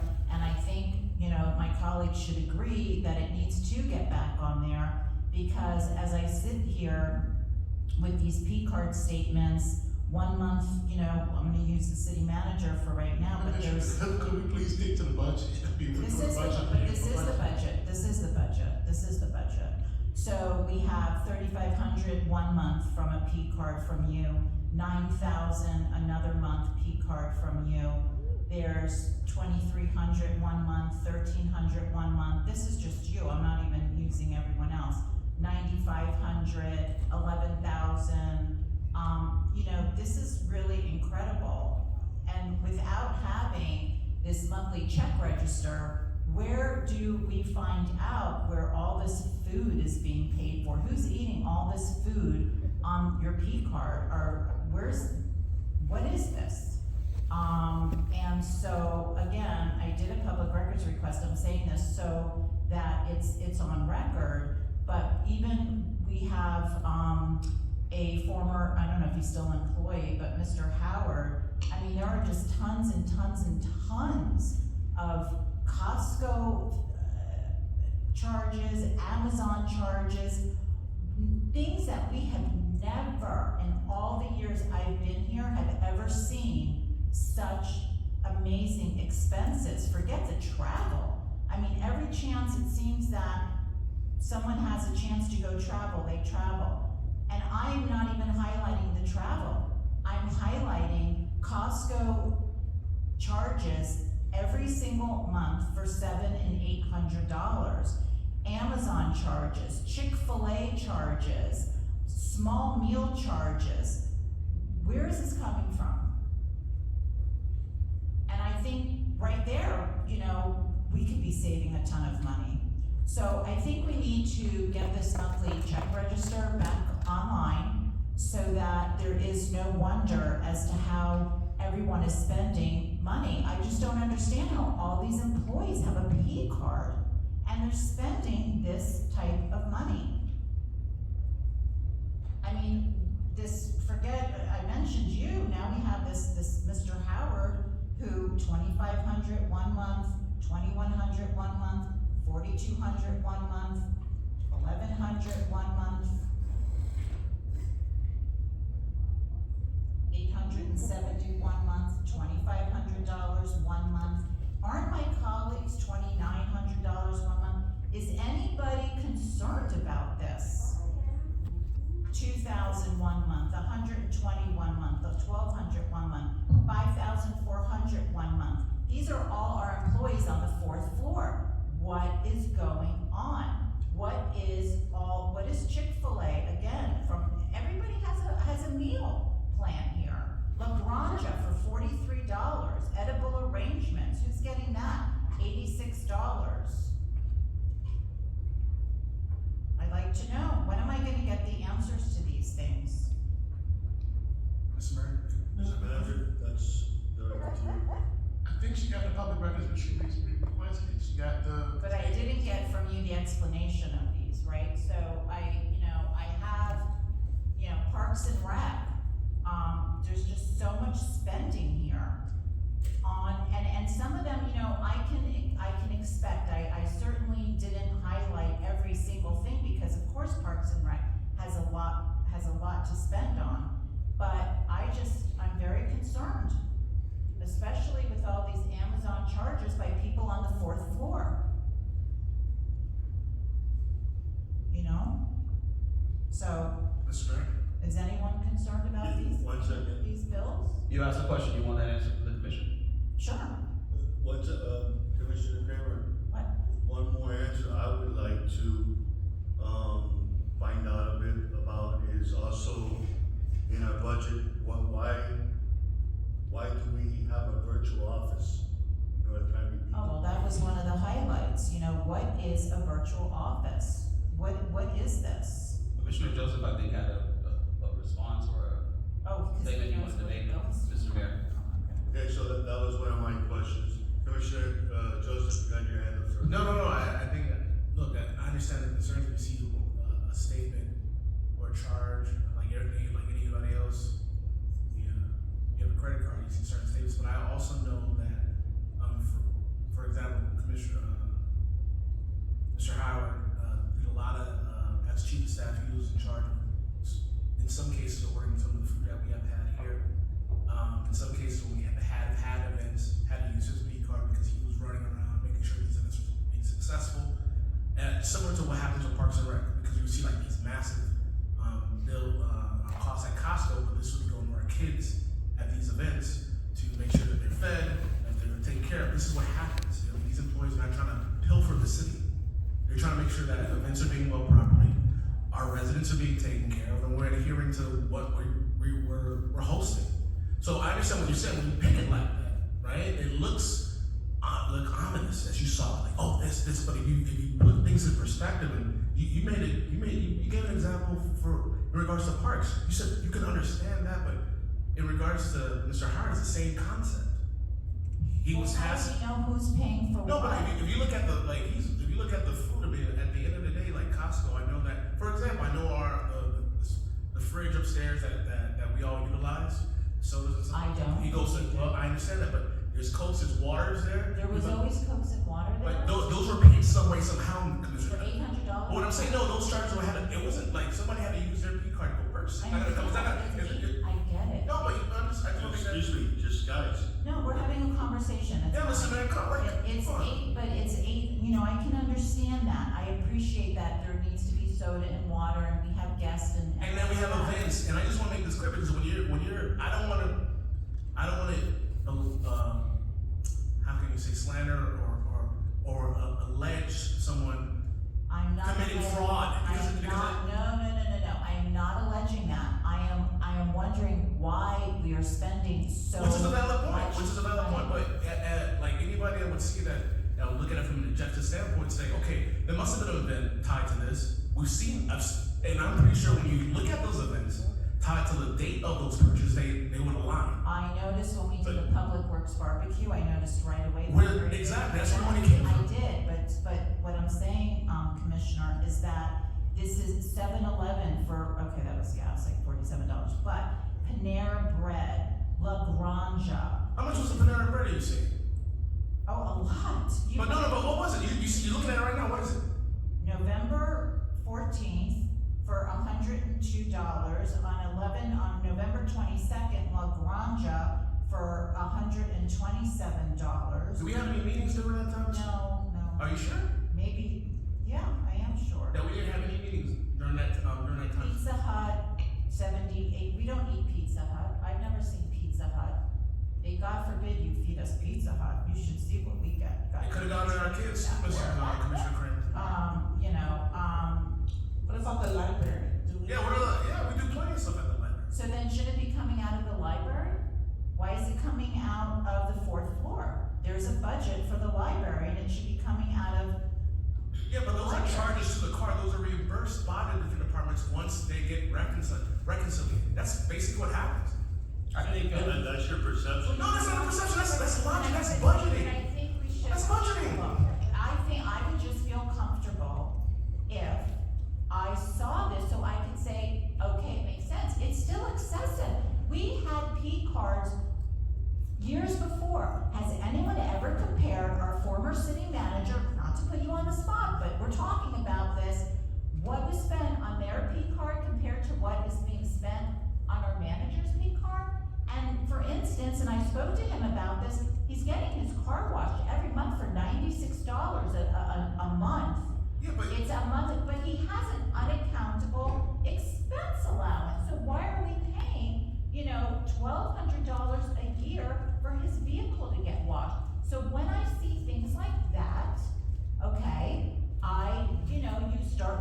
other things, and you just have to wonder. I understand, no, I'm not saying you don't have a valid point in looking at those issues, but the way you're coming across this, you're alleging that there's fraud. No, I'm not. No, but I didn't no, say that. Commissioner Kramer, Commissioner So listen, guys, let's stay in order. There has been nothing alleged here. I didn't have to. There are questions being asked about the budget. I didn't have to name names, I didn't, it wasn't the purpose, I was just trying to identify that this was somebody on the fourth floor, so. Mr. Mayor. No, I am not alleging that, but I am not alleging that, but what I am concerned with, and, you know, former Commissioner Smith is here, you know, she can tell you, we never had this money being spent on P cards. I'm getting concerned with these P cards.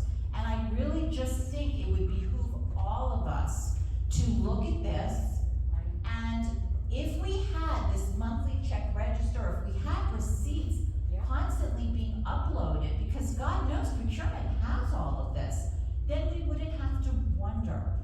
We wouldn't have to just wonder, okay, how many times do you have to go to Amazon? What is it? Speaking of that, Mr. Mayor, if I may. Okay. And I'll leave it. I have a response to that, Amazon, because. Hold on, Vice Mayor? Sure, no One problem. second. Thank you, Commissioner Kramer. Chair Biden Diallo, Vice Mayor. Okay, thank you.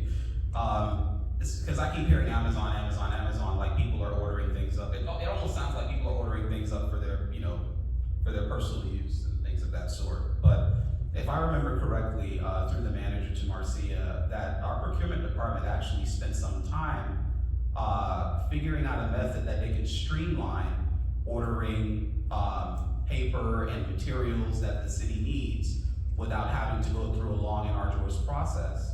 And it was my understanding that using the Amazon system would allow for not only to streamline, but to also save some funds. Is that correct? I believe that we voted on that, if I'm not mistaken, about a year or 2 years ago.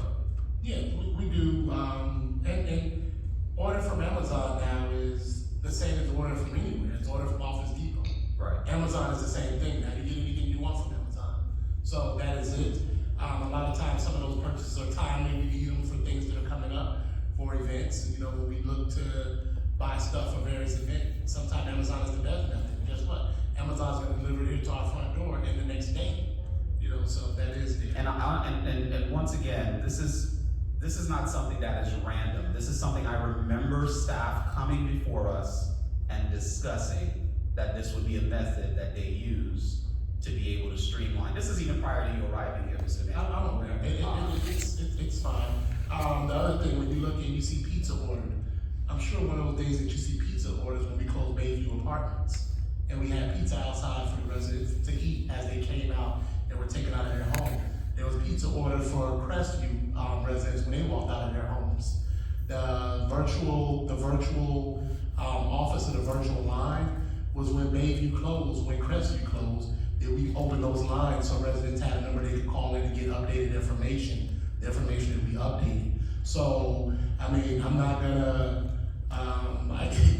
it's almost, when you ask the questions and then you start getting the answers, it's like, okay, but I definitely understand the concerns, and we'll look into the P cards, but I understand the concerns, but I'm gonna say, I'm confident in my staff that we're doing it, and guess what? The procurement department reviews P card statements, receipts have to be turned in with P card statements, that stuff is being done, so, their auditors come here to look at our spending. Do they do when they take samples from the spending? If something's wrong, the auditors will catch it. So I'm not gonna say accuse, but, just the tone of it. We're doing what we need to do to move forward, and we're doing it in the fastest way we can move forward as possible. And as part of my second bite, Mr. Manager, and thank you for your response, because. Go ahead, Commissioner.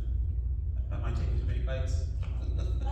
Say, I'm waiting for my. Oh, that's so true. Commissioner Villard, you need a bite, that's so true. I'm gonna make sure that it's a very quick. Give me 1 second, I'll recognize you, but. Okay, yes, that's true. Okay, I'll stop chewing. No, I'm sorry, Mr. Mayor, you can let him go because I'll do my bite after he's done, thank you. Okay, thank you, Commissioner Villard. Just really quickly, like I said, the Amazon situation, that's something that we heard about here on the commission. The landscaping, I don't think it's I heard on the dais that it was a $500,000 increase, year over year. No, she said cumulative over the. Right, so that's a cumulative, it's a cumulative, it's not every year, so I wanted to clarify that. And in addition to that, if I'm not mistaken, during the conversation about the landscaping, there was some additional work that was being added to the RFP that caused the increase,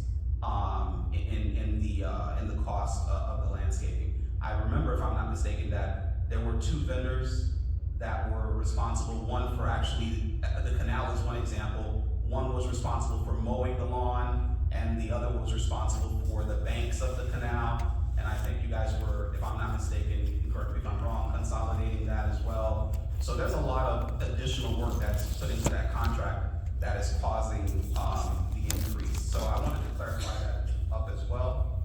In addition to that, you know, there's the chart that was just brought up, as it relates to the, millage rate.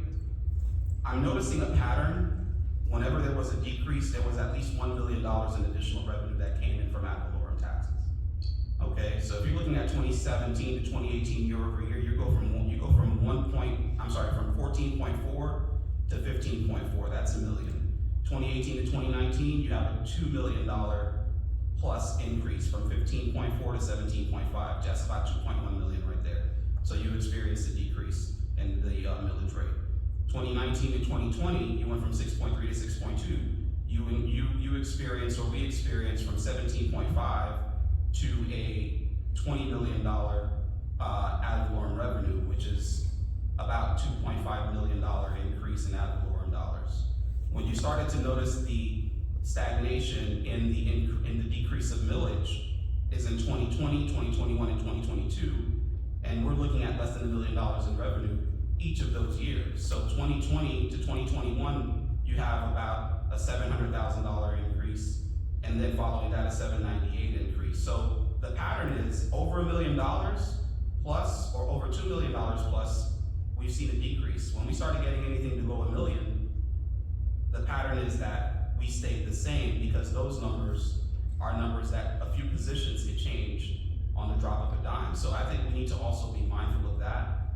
And I think where we went for the residents is in, you know, cutting back on some of the unnecessary expenditures, looking at those P cards, looking at expenses that we have internally as far as our departments are concerned. And really where we went for them is transitioning those expenses into capital improvement, into beautification, into things that they really can see and really can experience. Because if I ask right now, how many residents do we have that are actually paying ad valorem? How many accounts do we have, commercial and a residential? And you take that number and you split a $200,000, $400,000, $600,000 ad valorem decrease across the board, how much would it actualize for each and every resident? What would that number be? Because it's only municipal. We're not talking about the school board, we're not talking about the county, we're not talking about any other taxes that our residents experience. We're only talking about what we can control, which is what we need to worry about, though. What we No, that's the point I'm making, Mr. Mayor, is that when you take 400,000, or because I have the numbers, you don't have to wait on them. The numbers are here. I did the math. If 6.15 is a $200,000 decrease, 6.1 is 400,000, 6.5 is 600,000, 6.0, which was recommended by Commissioner Kramer, is $800,000. That's the number. You divide that by how many accounts? How many accounts do we have? Do we know off the bat? But you think about it, we're at least north of 10,000 accounts, right? Is that correct? Would that be safe to say, or is it lower? So north of 10,000 accounts, you divide that number, 800,000 by 10,000, and you begin to see how minuscule each and every resident is going to see in a reduction in their bill. We're talking a few dollars. We're really talking 10, 20, 30 bucks if you do the number. So what we really need to do is bring down our expenses, transfer those expenses into things that people can care about: public safety, beautification, capital improvement projects, our paving of our streets, things that I saw when I took that trip around the city with our public works department. Because we can talk about ad valorem all we want, make it a statement, try to make it a mantra that people aren't decreasing, we're increasing, and this and that, but the reality is, for the residents to understand, what do these numbers really mean? What does 6.0 really mean to you? And that's really what the bottom line is. So that's my statement, and we'll consider that moving forward. Thank you. Commissioner Blunt? Thank you, Mr. Mayor. Before I make my statement, I would like to acknowledge Attorney Max Neville, a member of the PNC who's there. Thank you for being here. I would like to really make a motion to approve the fiscal year 2023 budget with the 6.15 millage rate adjustment. And again, I look forward for the manager to the discussion of the next commission meeting regarding providing us some relief for the proposed water rate increase. Second. Commissioner Fortuna, you had your hand up, you wanted to. Yes. Okay, first of all,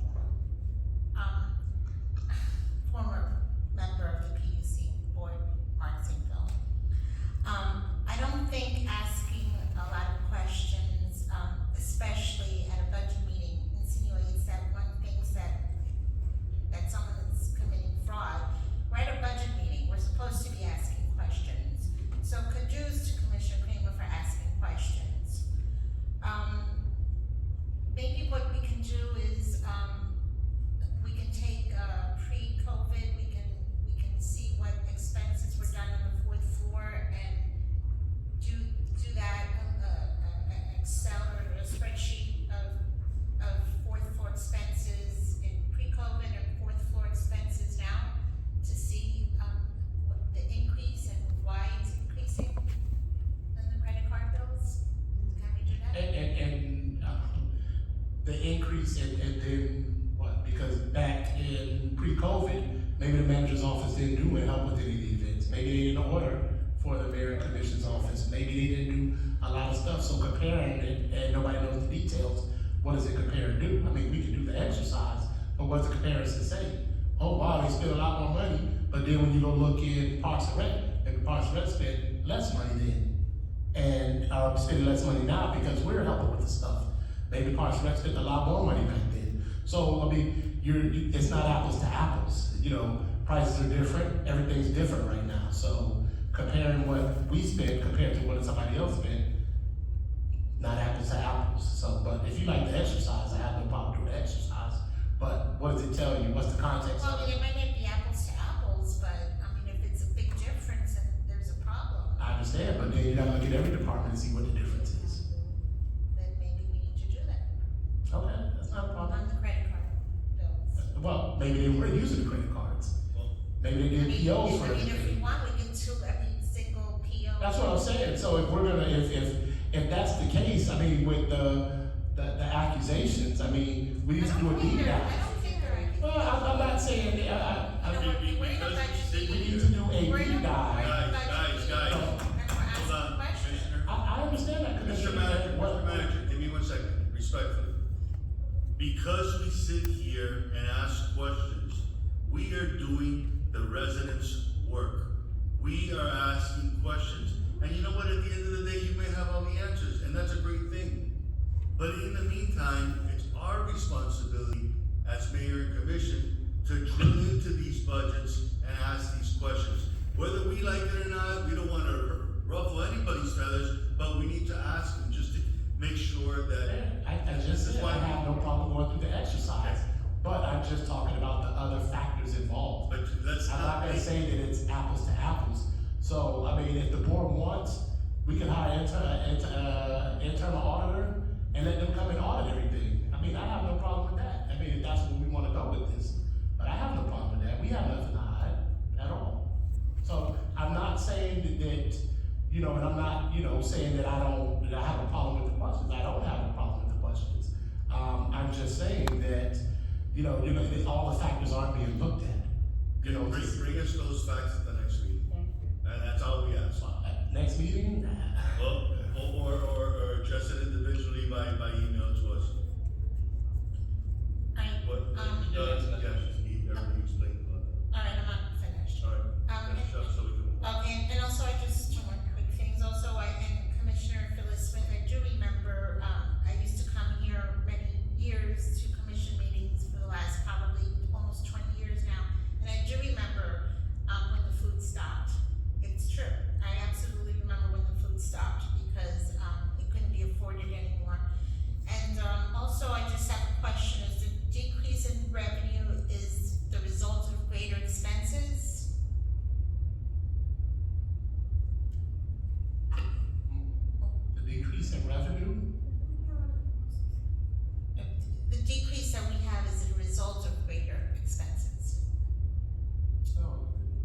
revenue decrease is just the revenues that we get in from the outside sources are lower. It has nothing to do with expenditures. We budget expenditures according to the revenue we have. Okay, So if we're getting less revenue, then the expenditures are gonna be less. alright. Okay, finish, Commissioner Kramer, where you're at, and we have a motion on the thing, you finish your presentation. We didn't finish the presentation, so I don't understand how we have a motion. We have a second part to this presentation. Right. Yeah, So why are we rushing to adopt the budget? I wanna hear the rest of the presentation, and then there might be another question or two, and then we can make a motion. okay, Marcia, you wanna continue with your presentation? Absolutely. I mean, so what is the process though? If there's a motion in the second, discussion has been. So you need to rescind your motion, because we're not. No, this motion second, we can have that. Whether we continue the presentation as manager or the commission as a body, it's up to you guys. You guys make that call, you know, so. The commission as a body want to continue the presentation, it's up to you guys.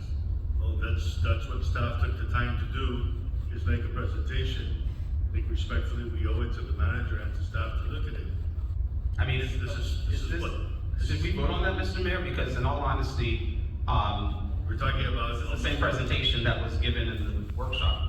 We had one workshop that some of us missed, and this is not a workshop, this is actually a hearing. This is a hearing. So this is formal, and I wanna go through with it. Please continue. Yeah, the second workshop was canceled. Please put the presentation back on the screen.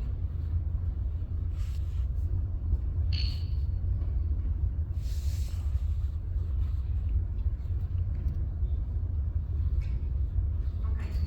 I think this is where we left off, because we finished general fund, and we're going into the special revenue funds. So the special revenue funds, we have two of those. We have the transit surtax funds and the CRA fund. The transit surtax funds increased $318,000. We are expecting an increase in the transit revenue, and the operational contractual service for the NMB line has increased, and there's a reduction in the capital improvement program. The CRA fund is proposing a decrease of $786,000, and that's because of COLA and salary adjustments, and the addition of one administrative assistant position, and an increase in the operating costs, and as well as the decrease in CIP program for this fund. Move on to the enterprise funds. We'll begin with the water fund. The water fund is proposing a $1.5 million increase, and that's because of COLA adjustments, operating costs increase for chemical needs, and the contribution to the customer service funds and the IT fund has increased, and renewal and replacement project increase. Stormwater fund is realizing an increase of $331,000, and that's because of COLA adjustments, and two projects that they're proposing. One is the Northeast 10th Avenue drainage improvement, and the next one is the Highland Village drainage improvement.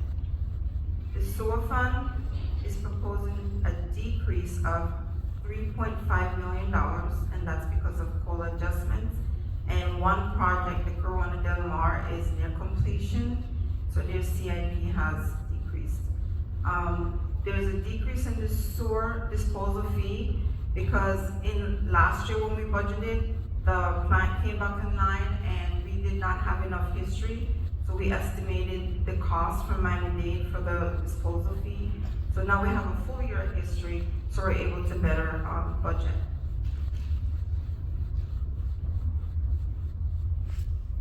The next fund is the building fund. The building fund is proposing a $1.4 million increase.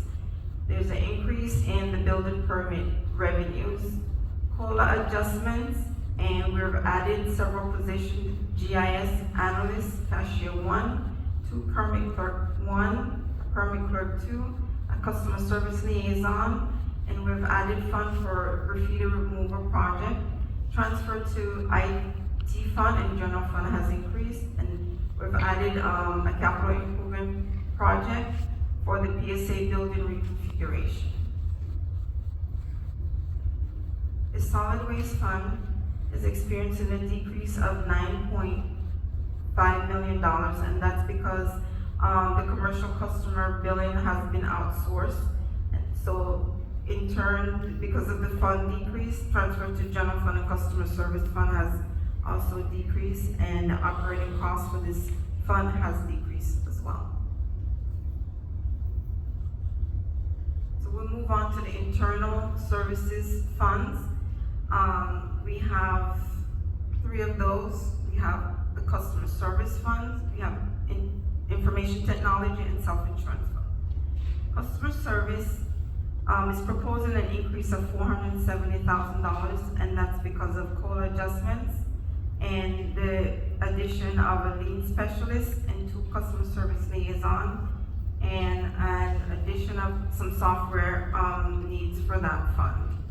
The information technology is proposing an increase of $465,000.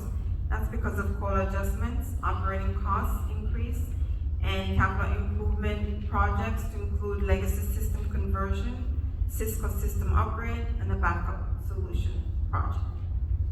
Self-insurance fund is proposing an increase of $265,000. That's because of COLA adjustments and increase in insurance premiums. The special taxing districts. The 35th Avenue Guard Gate is proposing an increase of $34,000. The non-ad valorem rate assessment is increasing from $225 per unit to $313.75 per unit. And that's because they have some operating cost needs, and we also added money to contingency for unforeseen expenses. The 164th Street Guard Gate Fund has an increase of $15,000, and again, some operating costs increase, and we're funding contingency again for unforeseen expenses. We'll move on now to a summary of our capital improvement plan. We'll begin with the general fund. We have programmed $7.7 billion in the general fund for capital projects, such as purchase of police vehicles, a generator for the library, Snake Creek Canal exercise equipment, and various equipment purchases for the police department to include shot spotter, network switches, we're buying a K9, and also police radios. $500,000 for the road servicing project, and $1.1 million for improvement to building and structures throughout the city. $5.2 million for park construction improvement to include phase 2 of the Washington Park construction, phase 3 of Michigan Park, and Challenger Park redesign memorial. For the utility funds, we're proposing $9.3 million in capital improvement projects. For the sewer fund, again, it's $1.3 million, and we have 2 projects: the Northeast 10th Avenue drainage improvement, Highland Village drainage improvements, and for the water fund, $1.7 million for building and plan improvement to include phase 1 of the PSA building remodel and security project for the Norwood Water Plant. $6.1 million for the wastewater improvement projects, and mainly they're just having a lot of forced main replacement projects in this fund. Now, earlier I indicated that this presentation is the same that was given at the workshop. So these are the changes that took place after we presented at the workshop. So for general fund, this is the only fund that we had some changes in, and the state has published all their revenues, so we have picked up an additional $266,000 in state revenue sharing. We've added 3 additional expenses. We've increased the contribution to the Chamber of Commerce by $6,000. Donation for the NMB Little League, an additional $2,500, and donation for the Sun Devil football, an additional $2,500. And that concludes our presentation. next budget hearing will be on September 21st at 5:30 p.m. Commissioner Kramer? You said you're adding $6,000 to the chamber? Yes, What are we, aren't we spending 12,000 now? they get 24,000 a year now. We're adding an additional 6. I made that request. Who made that request? I did. Over here. And why is that? After speaking with Leslie and as well as, following with Evan, they understood, they've been needing additional funding and they made a request and I asked the manager to put it in the budget for the chamber.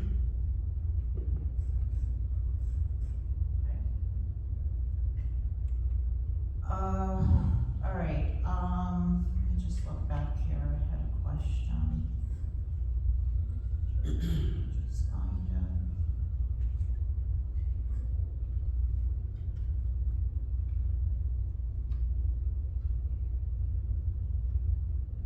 Challenger Park redesign memorial, what are we doing there? I'm gonna call up, Andy Plotkin to discuss what, we're doing there. And what the cost is for that? Good evening, good evening, Mr. Mayor and Commissioners. You're the manager. We're not actually doing a redesign, I know it says redesign, but we're just making, the improvements to what's, existing.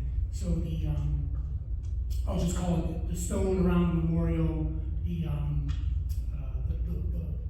granite, the steps, the landscaping around it.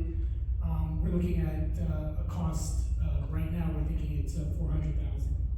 So there's not actually gonna be a redesign. A few years ago, it was labeled a redesign, but we're not looking to change what artists or what was done originally. We're just need to make the improvements to the space that it is now. Okay, thank you. And earlier, before we started the second half of the presentation, there was mention that there was a decrease in revenue. Was there a decrease in revenue of property tax? It was an increase because we're maintaining the same ad valorem rate. Commissioner Spunker said decrease, I don't know what you referred to, Commissioner, did you have something specific you referred to when you said revenues and expenditures? Yeah, because we're making, more revenue from all these houses that are coming up and these buildings that are being built. We're making more on the taxes from that.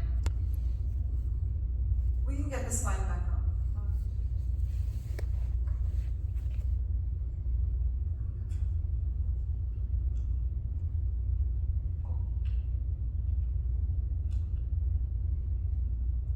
Talking about the revenue, the highlights of the revenue and expenses.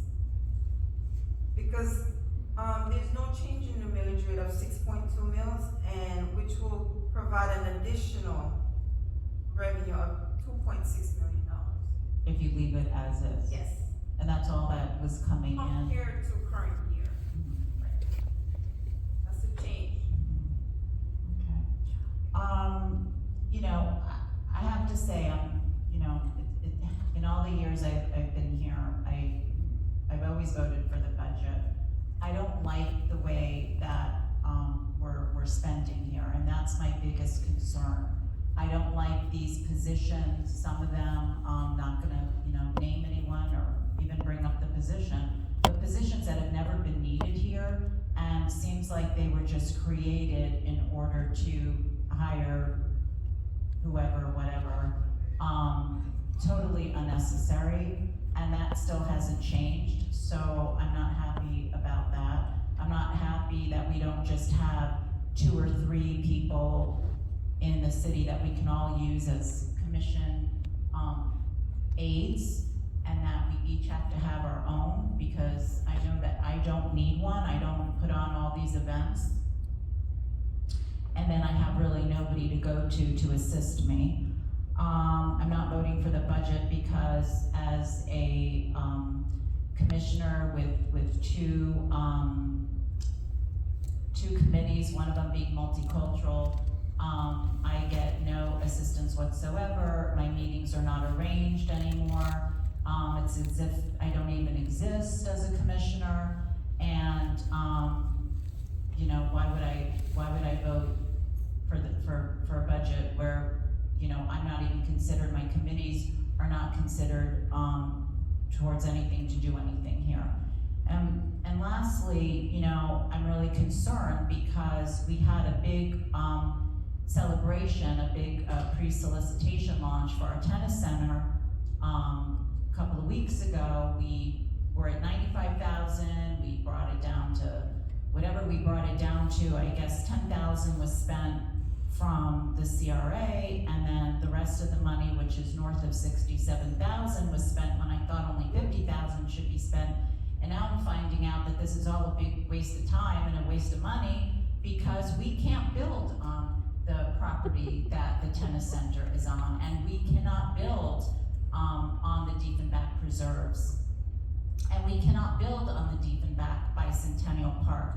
So when our city is blowing money to the tune of north of $67,000 and didn't do their due diligence to look into the county ordinance, okay, where that area is protected,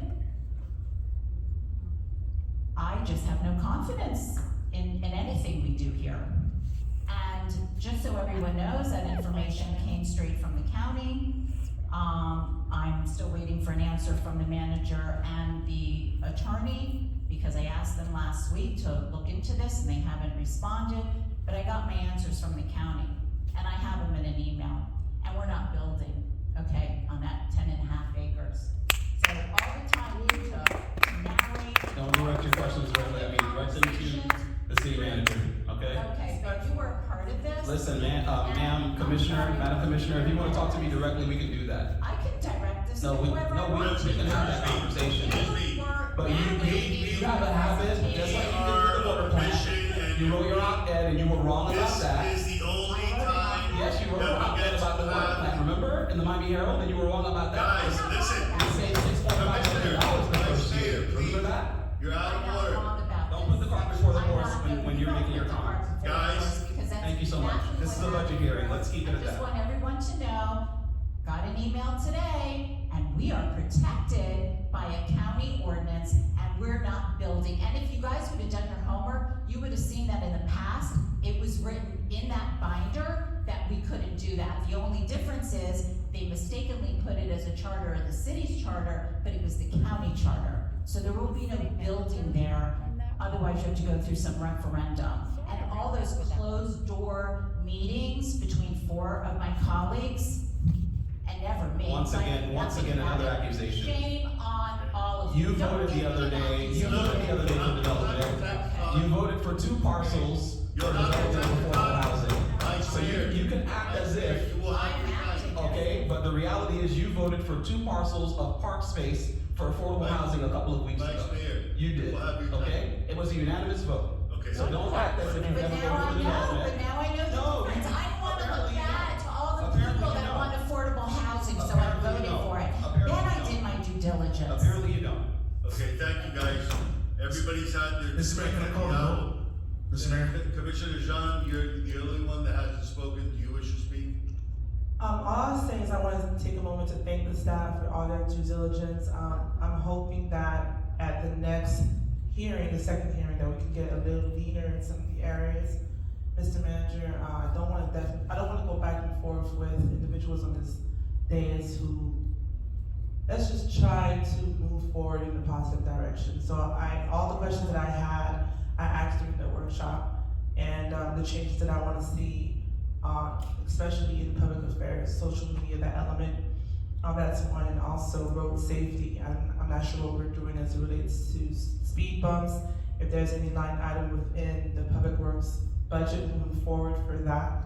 And wanted to also echo the sentiments of Vice Mayor Flormont as it relates to some of the items that we need to focus on, capital improvement, streetscapes, et cetera, that directly impact our residents. So just let's go through this budget with another fine-tooth comb and see how we can lean up some other areas. But thank you again to the staff, Marcia and your staff, city manager and their staff are being diligent in this process. Thank you. Thank you. Mr. Manager, I have two questions for you. And then I have a question as well. One is, number one, the capital improvements, that we are doing for this upcoming year. I don't see anything that was on there before in reference to the curbing or the street paving of our industrial park by West Dixie Highway, where we were supposed to continue with the curbing and fix the potholes in the streets, so we wouldn't let that just be an eyesore. I don't see that in there where it was in there before. So I'm wondering, because we have a lot of cars that are parking on the swales, and it's causing a nuisance in the area, and I wanted to know why it was taken out, and is it gonna be put back in? And I have one more.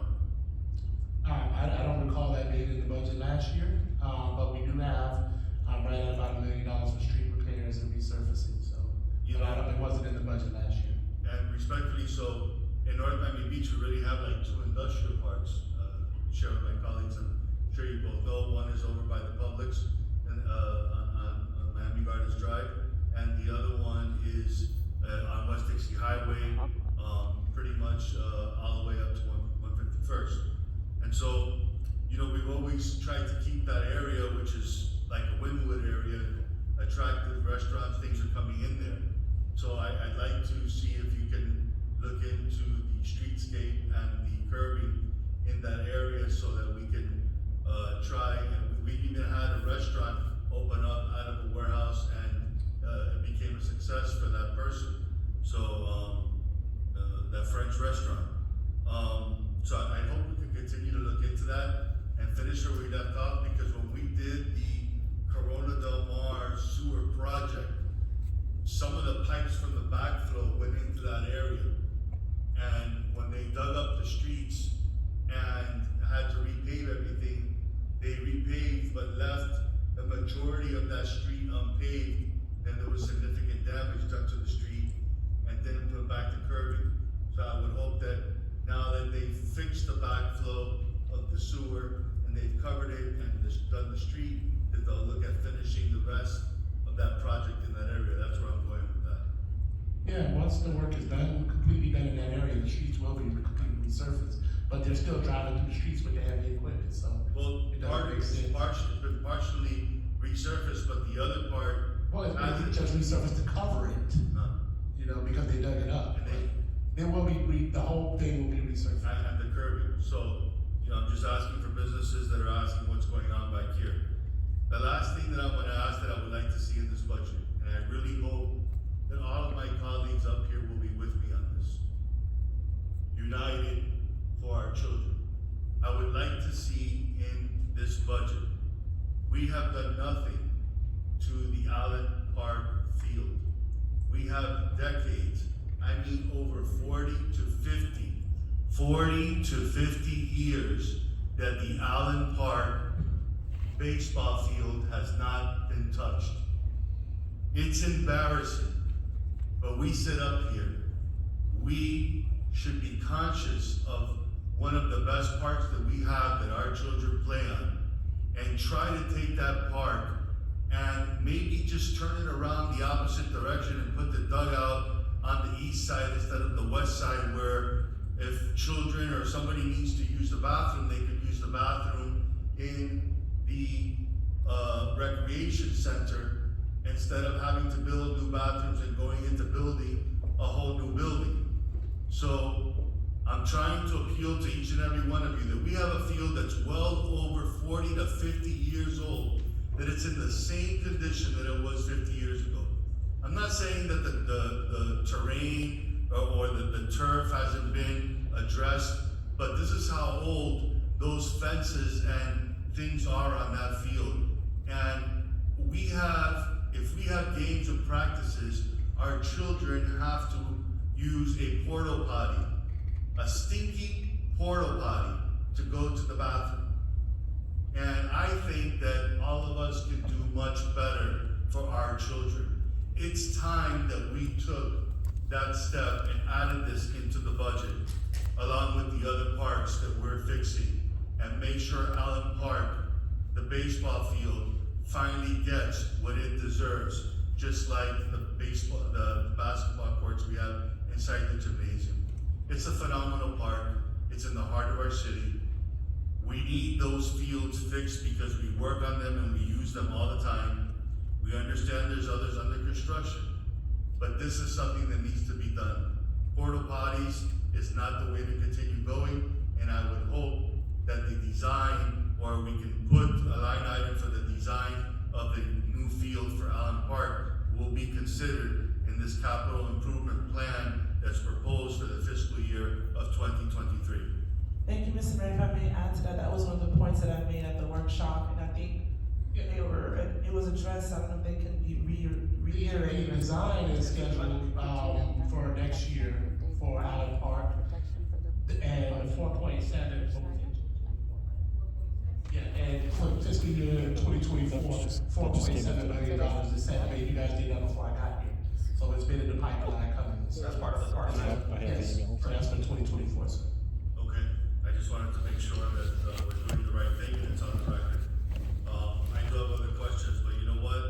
I'm gonna give you the benefit of the doubt and see what you can come up with. I'm not happy with what I'm seeing, but I'm looking forward to the second budget hearing. Can I call Mr. Mayor, well, I had one more. I know, Commissioner, if you give me 2 more seconds, I just wanted to thank Mr. Mayor. Yes. I just wanted to thank the manager for also including the donation to the NMD Little League and also the Sun Devils that we spoke about during the last workshop. And I also wanted to clarify that as it relates to millage, it's obvious that everyone's home is worth different, has a different value. So you have to calculate your own millage rate based on the value of your home. However, when you think about the total amount of homes and the total amount of commercial accounts, the amount of savings, let's say for instance on an average $400,000 home, would be less than $100 a year. So that's the point that I was making. At least it's not an increase. What? And so that was it. And I also wanted to say, at the end of the day, you know, what happens up here, a lot of it is factual, and a lot of it is going over the numbers. But let's not, you know, let's not sugarcoat. A lot of this. Let's just stay germane to it. I agree. A lot of this is politics, and a lot of it also is show. So I would ask that we be very mindful when we make statements. Okay, because as I stated before, there's been op-eds written about this water plant. We saved $6.5 million. Commissioner, Who's talking about the water plant? We're talking about the water plant. What we put on the Nobody's record. talking Thank you very about much. What's happening here at the city. We have a motion. Thank you so much. Commissioner Yes. Butler, you have the last bite. Yes, thank you, Marcia. I just wanted to, because this book is humongous and I can't find it now, for the 35th Avenue Guard Gate Fund, the increase of the 34,000 to 726, it's not 134, it's not 134, it's 34,000, right? Does it come out to approximately 654,000? You mean the 620,000? For the increase?